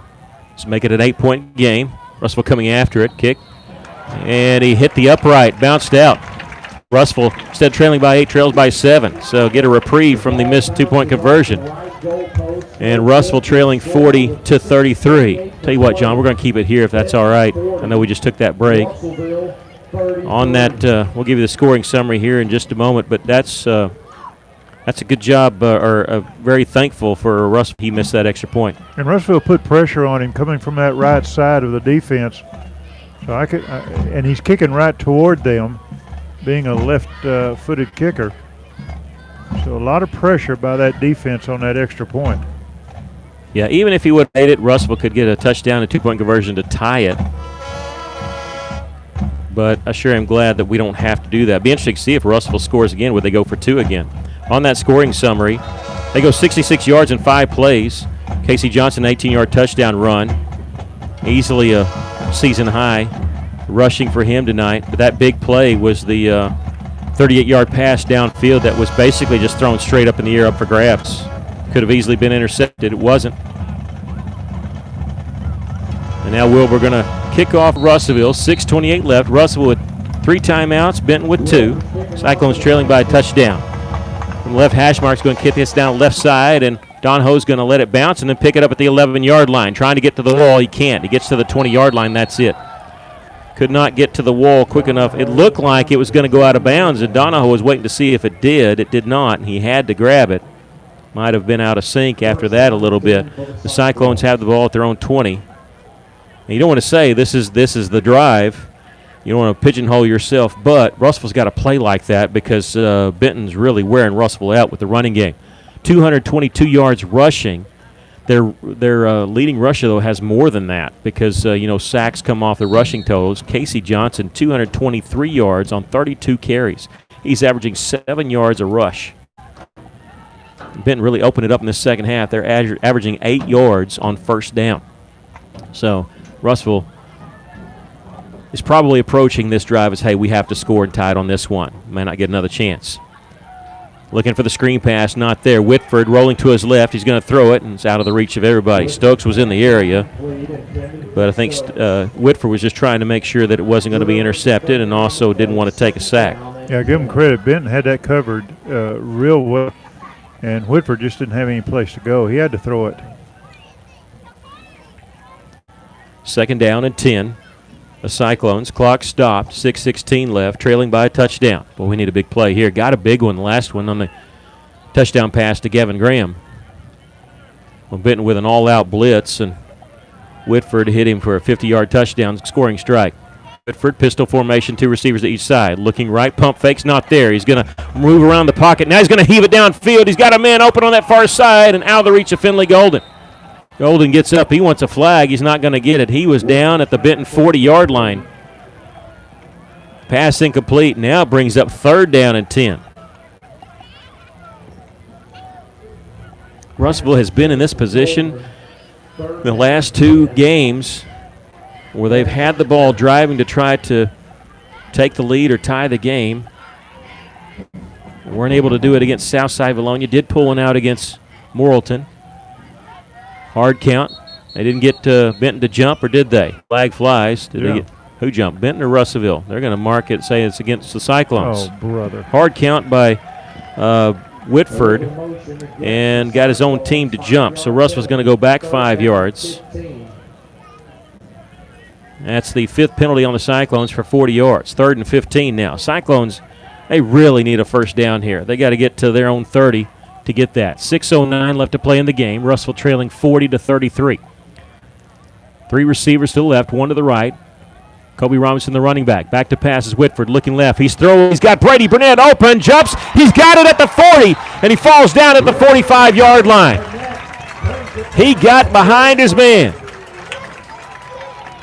And Whitford had to throw off his back foot. Didn't get much on the ball, but enough to get to Burnett, who just out-jumped him and brought the ball down. Yeah, Burnett's got to think that ball is never going to come down because he was so far behind and just waiting on it to come down. Nice jumping play, and he's got 99 yards receiving on 10 catches. 2 receivers to each side, 1st and 10 after the 30-yard pickup. Whitford pumps, goes right side. He's got a man over on that far side, Gavin Graham, and it's incomplete. Pretty good coverage on that one, but the defender was giving up the outside, and that's where Whitford tried to make the connection, going over there to Graham. They bring up 2nd down and 10 for the Cyclones, trailing by a touchdown with 5:47 left. Russellville just converting a 3rd and 15 on a 30-yard pass from Whitford to Brady Burnett. Clock is stopped, 5:47 left. 3 receivers to the right, 1 to the left. Kobe Robinson, the running back. He'll stand to the left of Whitford. Now he'll back up in pistol formation right behind Whitford. Braden gets the snap, looking right. He's going to throw. It's in and out of the hands of Brady Burnett. Looked like they were going to Stokes on the screen pass, and that fake Benton out a little bit. Throw was just a little high and through the hands of Brady Burnett. Yeah, he was open. So another 3rd down for Russellville. You were right. Benton took the bait on that. They thought Stokes was going to get the ball. Look at this. Rick Elliott texting us. Van Buren has tied the score with 12 seconds left, 35-35, and they're going to overtime with Siloam Springs. 3rd and 5 here. Russellville at their own 45. They need the Panther 45 for a first down. 2 receivers to each side once again. Whitford has the one hand, the snap, steps up in the pocket, throwing across the middle. It's incomplete. He had Burnett streaking, and I think number 26, Jackson Drury, got a hand on it. Yeah. That was going to be a touchdown there. Yeah, he was behind 3 receivers, but I think you're right. I think the defense got a hand on that ball. Well, 4th and 10, do you go for it here? You're on your own 45. You got plenty of time, 5:42 left, but I think Coach Weaver may be thinking this is it. We got to do this. Maybe he's got the right play call, or maybe he thinks his defense is just gas. 3 receivers to the right, 1 to the left. Russell going for it. 4th and 10. Back to pass is Whitford. He's going to step up. He's going to throw to the middle, and it's going to be incomplete. Trying to go for Stokes. Stokes tried to jump up and one-handed. It's incomplete. Russell turns the ball over on downs on their own side of the 50. Well, I think he had to go for it because you know if he kicked it, you know what Russell was going to see. They're going to see Johnson carrying the ball coming right at him. So I think it was a good call to go for the first down. Benton has it at the Cyclone 45-yard line, and Russellville can't give up any points here. They have 3 timeouts to mess with, but they're not worried about the clock right now. They just have to stop Benton. And Benton's been running the football at will, especially here in the second half. Casey Johnson with over 200 yards rushing. And he's number 9, and he's in the backfield. We haven't seen this look since the first quarter. They have 2 running backs back there. Garrett Brown, the quarterback.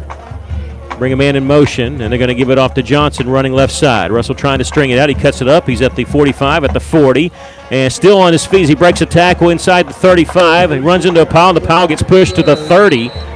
and inside the 30 to the 28-yard line. So, and that's a big gain there by Casey Johnson. Well, they hit him everywhere except below the waist. So Benton with a big gain there, and they have it 1st and 10 at the Cyclone 28-yard line. Pickup of 17 on the play.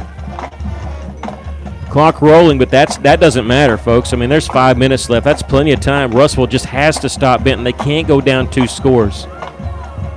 Touchdown, a field goal. It's a 2-possession game if that happens. Johnson probably going to get the carry. He does, straight up the gut, and stopped, and he's going to be cut down after a gain of 1 by Ty Hips. And he gained 1 yard because Ty Hips caught him at the ankles. And he's got 241 yards on 34 carries. He's had 44 carries in the first 3 games. He's got 34 tonight. Good open field tackle by Ty Hips. Clock rolling, 4:25 left to go in this ball game. Russellville trailing by a touchdown. Benton 2nd and 9. They're milking the clock. Really, the clock doesn't matter right now, folks. I mean, Russellville's got to have a stop. It doesn't matter. They get the ball back with 4 minutes or 1 minute. They can't be down 2 scores. Play clock down to 4 seconds, 3 seconds. Man in motion to the left side. Casey Johnson running left side. He's got the corner. He's across the 25 and going to be hit, but not before he gets positive yards to the 20. And very close to a first down. I think he's going to be a couple yards shy if they do mark him down at the 20. 3rd down and 2. Johnson's coming out, so. Yeah, they've shown that they would run with Donovan Pearson some. But he doesn't have 248 yards on 35 carries. 3rd down and 2 for Benton. Clock rolling, 3.5 to go. Cyclones trail by touchdown. They need the ball back. Garrett Brown, the quarterback. Pearson, the running back. Brown, he's going to give it to Pearson straight up the gate. He's got the first down and more. Makes a move at the 15. He's angling towards. He's going to go all the way into the end zone for the touchdown. Well, it's never over, but that's a serious blow dealt by Benton as they go up by 2 scores now, 46-33. Yeah, once he got back into the secondary, there was nobody there to stop him. And Ben's had their running game. I mean, it's been good tonight. Be good, especially in the second half. The extra point is good. Russellville trails by 14 with 3:16 left. We'll take a break. You're listening to Cyclone Football in River Country, KCJC.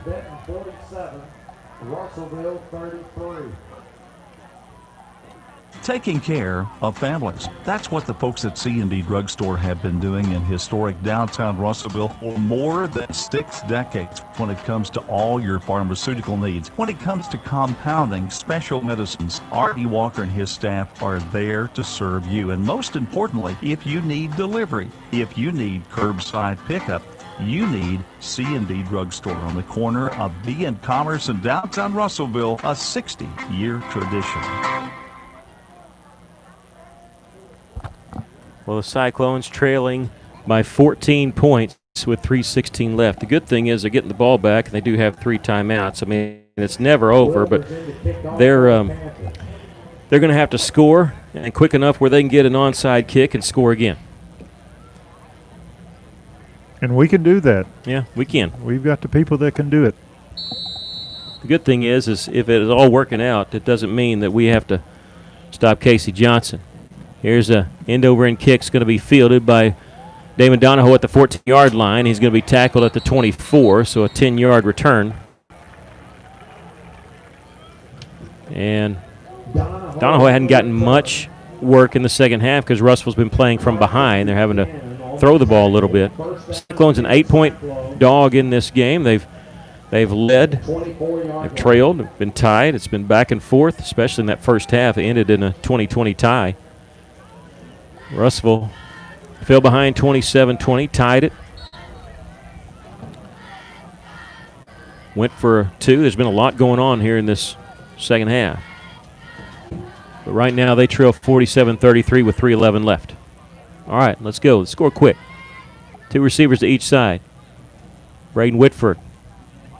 Benton showing blitz. There comes Russellville, picks it up. Throws it out to this side. It's incomplete. Threw it over the head of Brady Burnett. Pass incomplete, intended for Burnett. Ethan Mashburn. That'll stop the clock at 3:08 left. Russ wants to get down the field a little bit. Whitford, 23 of 43 for 310 yards. That's his second career 300-yard game. Last year he threw 3 touchdowns against Benton and didn't throw for 300 yards. He threw that for that against Southside a couple games ago. Second down and 10 for the Cyclones, trailing by 2 touchdowns. 3:08 left. Burnett gets the snap. I'm sorry, this is Whitford, of course. Rolling to his right, getting out of pressure, throwing. It's going to be tipped and incomplete, almost intercepted. They dropped Kobe Robinson back there at the 45-yard line. They were trying to go to Kobe. Ball never got to him. It's 3rd down and 10.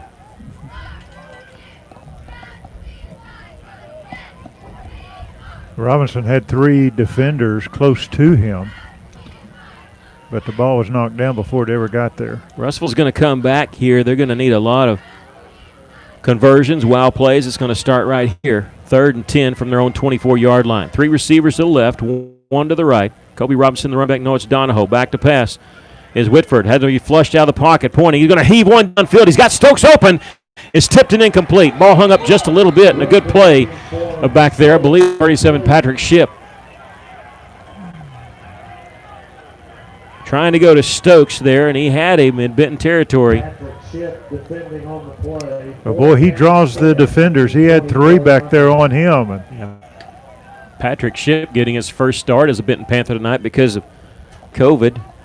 They have 3 guys making starts tonight because of that. Russell looking at 4th down and 10 from their own 24-yard line. Russell trailing 47-33, 2:54 left. 2 receivers to each side. Short side of the field's the right side. Donahoe, the running back. Play clock is down to 3 seconds. 2 seconds. Russell's got to snap it quick. They do. Whitford back to pass. Looking left. He's going to throw it for all the marbles. He's got Graham out there. It's caught at the 40. He's at the 30. Keeps his bounce, and now he's going to be tripped up from behind at the 20-yard line. He stumbled just enough, which allowed Benton to catch him. But on 4th and 10, Russellville hooks up Gavin Graham, catches the pass from Whitford for 56 yards. Yeah, he had to stretch out for that, and that just threw him off a little bit for the defender to catch up. But a great pass by Whitford and a super catch by Clock Graham. is stopped, 2:47. The change are getting set. As soon as they're set, they'll start the clock, and they do now. 2:46 left. Russellville, 1st and 10. 2 receivers to each side, taking their time. Whitford out of the pistol formation with Donahoe behind him. Turns, gives it to Damon. He's looking left side, and he'll pick up a couple yards, and that's going to eat up some clock unless Russell wants to take a timeout. Nope, they're not going to. Donahoe carries for 2 yards. Russell down, 2 scores, clock rolling, 2:32, 2:31 left. Russell quickly to the line of scrimmage. 3 receivers to the right, 1 to the left. The lone to the left is Finley Golden. 2:25 left. Russell snaps it now. Play action. Throwing screen at the far side, complete to Brady Burnett. He's at the 15, and he's angling down the sideline at the 10, pushed out of bounds. Has the first down, and he stops the clock. And a late flag coming in as they nailed Brady Burnett out of bounds. This is going to be a half the distance penalty as they nailed him back there. And you know, we said in the first half they were given a warning. I think that was probably, we've warned you already. And no, another warning. Sideline warning. They hit him hard out of bounds. I thought that was going to be it. But they don't go with that. So it must have been a sideline warning. You're right. I thought that was going to be a personal foul penalty. It had only been a 4-yard penalty. Russell looking at 1st and goal from the 8-yard line. Burnett now 11 catches, 109 yards. Russell's got 2 receivers in triple figures of receiving tonight with Gavin Graham over 200. 1st and goal. Whitford back to pass, looking left. He's throwing for the corner of the end zone, incomplete. He threw it on the track. Looking for Brady Burnett over there. Yeah, I think he threw that away on purpose because Burnett was covered. Well, Russell down 2 scores. They need a touchdown here, and then you figure an onside kick. I mean, there's 2:12 left, plenty of time. Siloam Springs to Van Buren on a 2-point conversion in overtime, 43-42. How about that? Siloam Springs and Mountain Home, both surprise teams this year. Here comes the blitz on 2nd go. They're going to try a screen pass, and it's incomplete. And they had Donahoe out there, just threw it over his head as Whitford was really being pressured. It'll bring up 3rd down and goal. Well, you got to think. I'm sitting here thinking about the onside kick, and we got to get this touchdown first. 3rd down and goal. 3rd and goal from the 8-yard line. Russell's had big conversions. They had a 4th and 10 of a 56-yard pass to Gavin Graham. Russell, though, looking at 3rd down and goal. A motion Donahoe out of the backfield, empty backfield. Whitford looking left, throwing a slant pattern. It is incomplete. Trying to go to Brady Burnett. A little bit low and away, but he had his hands on it at the 1. Bring up 4th down and goal from the 8. The pass wasn't going to get intercepted. It was down below his knees, but a catchable pass. We said the 4th and 10 was the ball game. This is the ball game, too. Russell trailing by 14, but they've got to score here. They do have all 3 timeouts. The clock is stopped with 2:05 left. Benton sideline players getting their fans up. Play clock down to 10 seconds. Russell still hasn't lined up. 7 seconds on the play clock. Down to 5. Donahoe in the backfield. Whitford back to pass. Looking. He's going to throw for the middle of the end zone. Incomplete. I don't know who he's going to. Graham was in the area. That might be Russell's last gasp there. They trail by 14 here and made a valiant effort going down to the 8-yard line, but failing on 4th down, they turned the ball over here with 2:01 left. Boy, they had a lot more time than I would have given them, thinking they would get down that close. Benton, they got to make a 1st down or 2 because Russell does have 3 timeouts, but Russell's down 2 scores. Benton has the ball at their own 8-yard line. Braden Whitford, 51 attempts, 25 completions for 376 yards, and they're just going to run. I don't think that was a quarterback draw, and they're just blowing Russell off the line in the second half, just for lack of a better word. And I mean, look, that's understandable. Benton's bigger, and Russell's having a lot of guys playing both ways. And Russell going to use a timeout here as he gets to the 15-yard line, 2nd down and 3. We'll take a quick break. Russell trailing 47-33 with 1:57 left. You're listening to Cyclone Football in River Country, KCJC.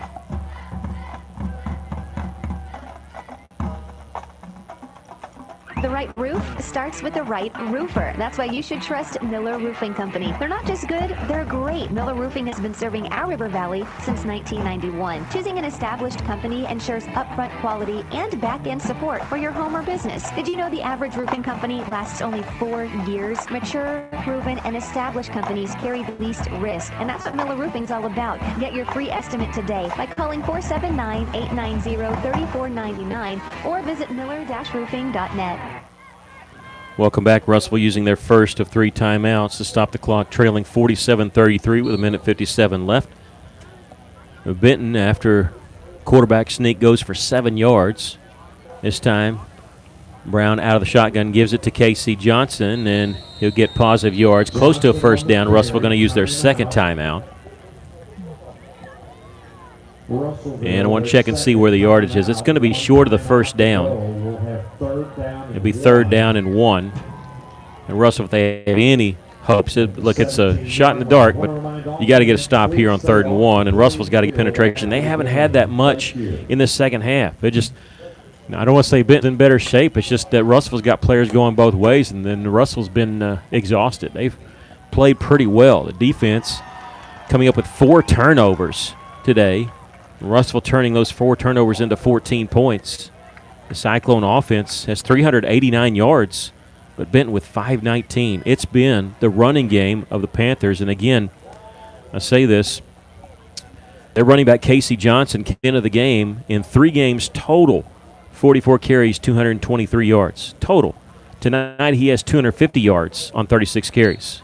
He's got more yards and almost the same amount of carries as he had the first 3 games. And 3rd and 1, here's the handoff, and Russell's defense gets a push, and they stop him 2 yards shy of the 1st down, and they use their last timeout. Boy, that was a great stop by that defense. Yeah, and Benton going to punt it away, surely. No reason to go for it here on 4th and 1. And Dalton Hallmark led the way. The only punts they've had, I think, was a pooch kick by their quarterback. I don't think their punter, Carson Buchanan, has been in the game at all. 1:48 left to play here in the ball game. We're keeping it right here. It looks like that offensive line's going over to the bench, so they may punt it.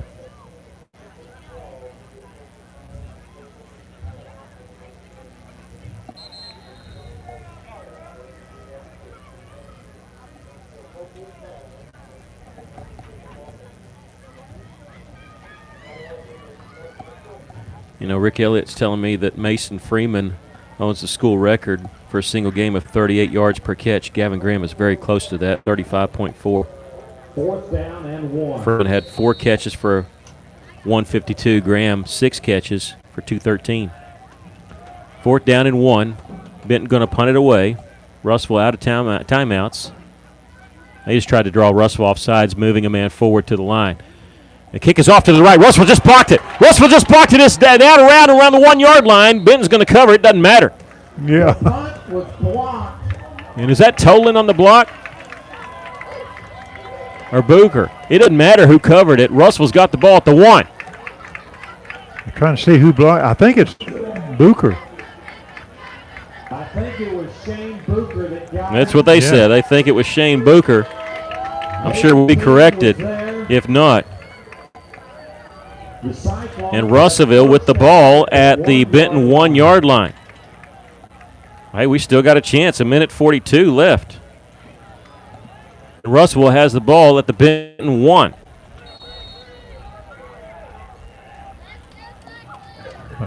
Tight formation is Whitford under center, and he's going to take the quarterback sneak into the end zone for the touchdown. Well, just like that, Russellville trails by 8.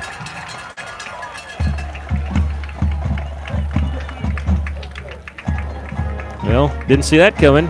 But you know what? When their kicker started to run backwards, or run to the side, that's a mistake because Russellville's really good at getting after the punter, and they already had a block this year against Bologna. The extra point is good, and Russellville trails by 7, just like that. We have an onside kick coming, and Russellville trailing 47-40. No timeouts, but 40 left. We'll take a quick break. You're listening to Cyclone Football in River Country, KCJC.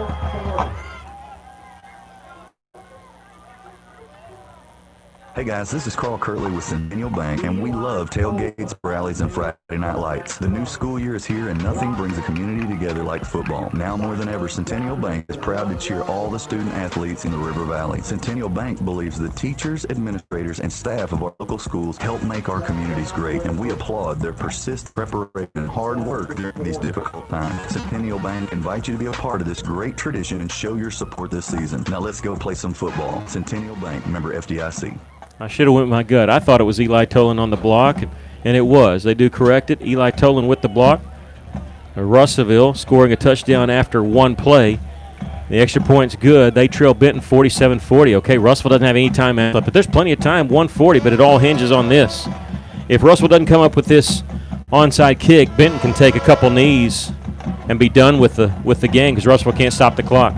Tristan Wheelis is going to set it up like he's kicking off, meaning it's not sideways or anything. It's straight up and down the football is. Benton with all 10 of their 11 guys within 10 yards between the 40 and 50. Here comes Tristan. He's going to angle it to the left side. It's going to be covered at midfield. Onside kick stays low on the ground, did not bounce up at all, and Benton has it at the 50, and I guess all we can hope for is a bad snap here. Well, we can say if this had happened, if that ball had come up, Russellville had a chance of recovering that onside kick. We had the players there. It hugged the ground and stayed low, and they covered it at midfield. 1:38 left. Russellville cannot stop the clock. They used all 3 timeouts on Benton's last drive, forcing that punt. Garrett Brown, the quarterback, late to the huddle. 16 seconds on play clock. 2 or 3 knees is all they need to take. Russellville's hoping for a bad snap.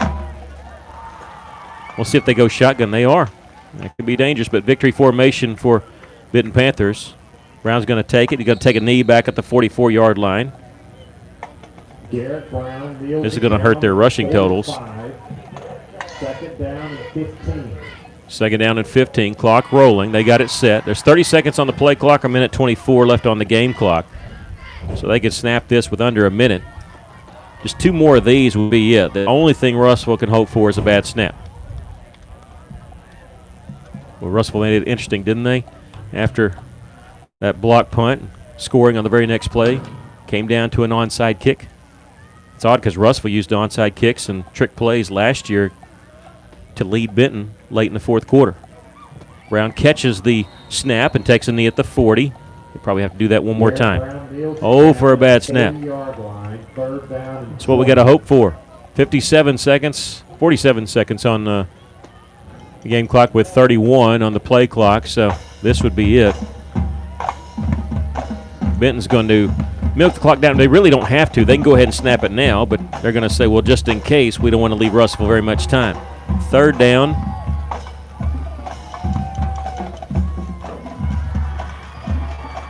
And 20, but that doesn't matter. Come on, bad snap. Bad snap. Nope, it's a good one. They take a knee at the 35, and that's going to be it. The Cyclones going to lose it here by a score of 47-40. Tough loss. Russellville's had 3 tough losses in a row, all by 7 points or less. We're going to take a break. Come back with your postgame show. You're listening to Cyclone Football in River Country, KCJC.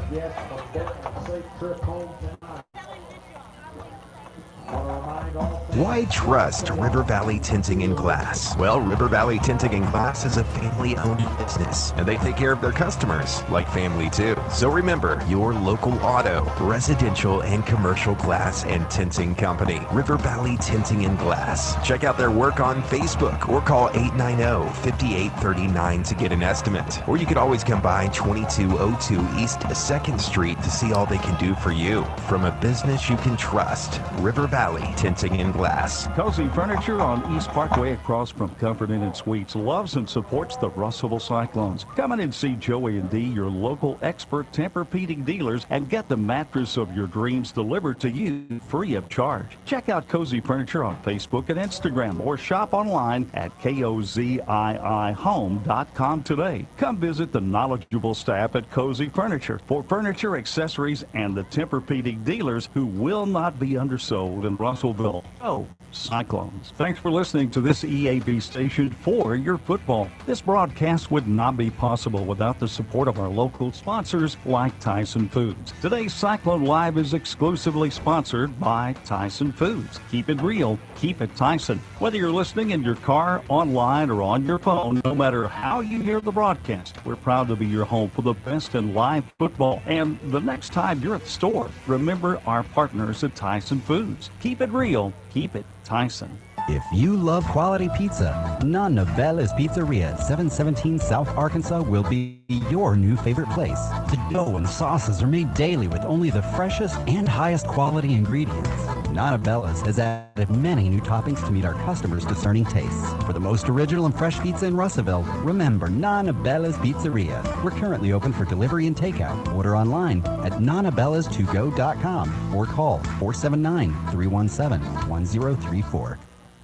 Welcome back. The Cyclones lose it by a score of 47-40. Your thoughts on the game tonight? Well, I thought the defense played good, really, with all the running of Benton. I think we still played good by creating 4 turnovers and getting scores. I think you said it was like 14 points off those turnovers.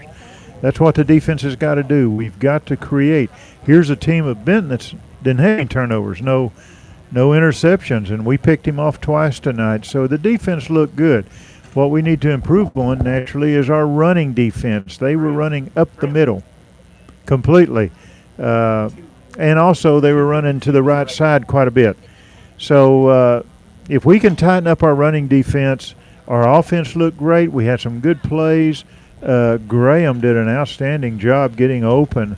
And the thing about our receivers, they've got good hands, but they've got the speed. Once they catch that ball, they can outrun people, and we saw that tonight. So I think it was a good ball game. We just got to tighten up on our running defense if we're going to win some games. We'll cap off just the last part there. Russellville fell behind by a score of 40-33 in the fourth quarter when Casey Johnson 18-yard touchdown run on a 4th and 1 play. Russell would never get tied again. Pearson, a touchdown run, made it 47-33. Russellville, though, blocked a punt. Benton recovered at the 1, but it didn't matter. Russellville took it in after one play. Trailed 47-40, had a chance, but just did not recover the onside kick. I want to give you a couple of stats for Russellville. I know we're running a little late. Cyclones lose at 47-40. Braden Whitford, 376 yards passing. That is the most as a career high for him. It's career high touchdown passes for Braden Whitford. He had 4 tonight. Career high for Gavin Graham, 213 yards receiving. He nearly missed the yards per catch record for Russellville. He also got close to the most yards receiving a game. That was Rhett Atkins with 252. But Gavin Graham, 6 catches, 213 yards, and 3 touchdowns. He could be your offensive player of the game. So could Braden Whitford. Brady Burnett, 11 catches for 109 and a touchdown. And Russellville, though, just coming up a little bit short. For Benton, it was the Casey Johnson show. 37 carries, 250 yards, and 2 touchdowns. And Russellville really just had no answer for them. Russellville, 390 total yards to Benton's 504. We're going to post the stats on our Cyclone Booth Facebook page here in just a little while. Well, we hope you enjoyed tonight's broadcast of Cyclone football, reminding you that our next broadcast will be next week as the Cyclones travel to Van Buren. The Pointers are conference foes again for Russellville. Both teams have met 65 times. That's the third most in Cyclone opponents with Conway and Morrilton 1 and 2.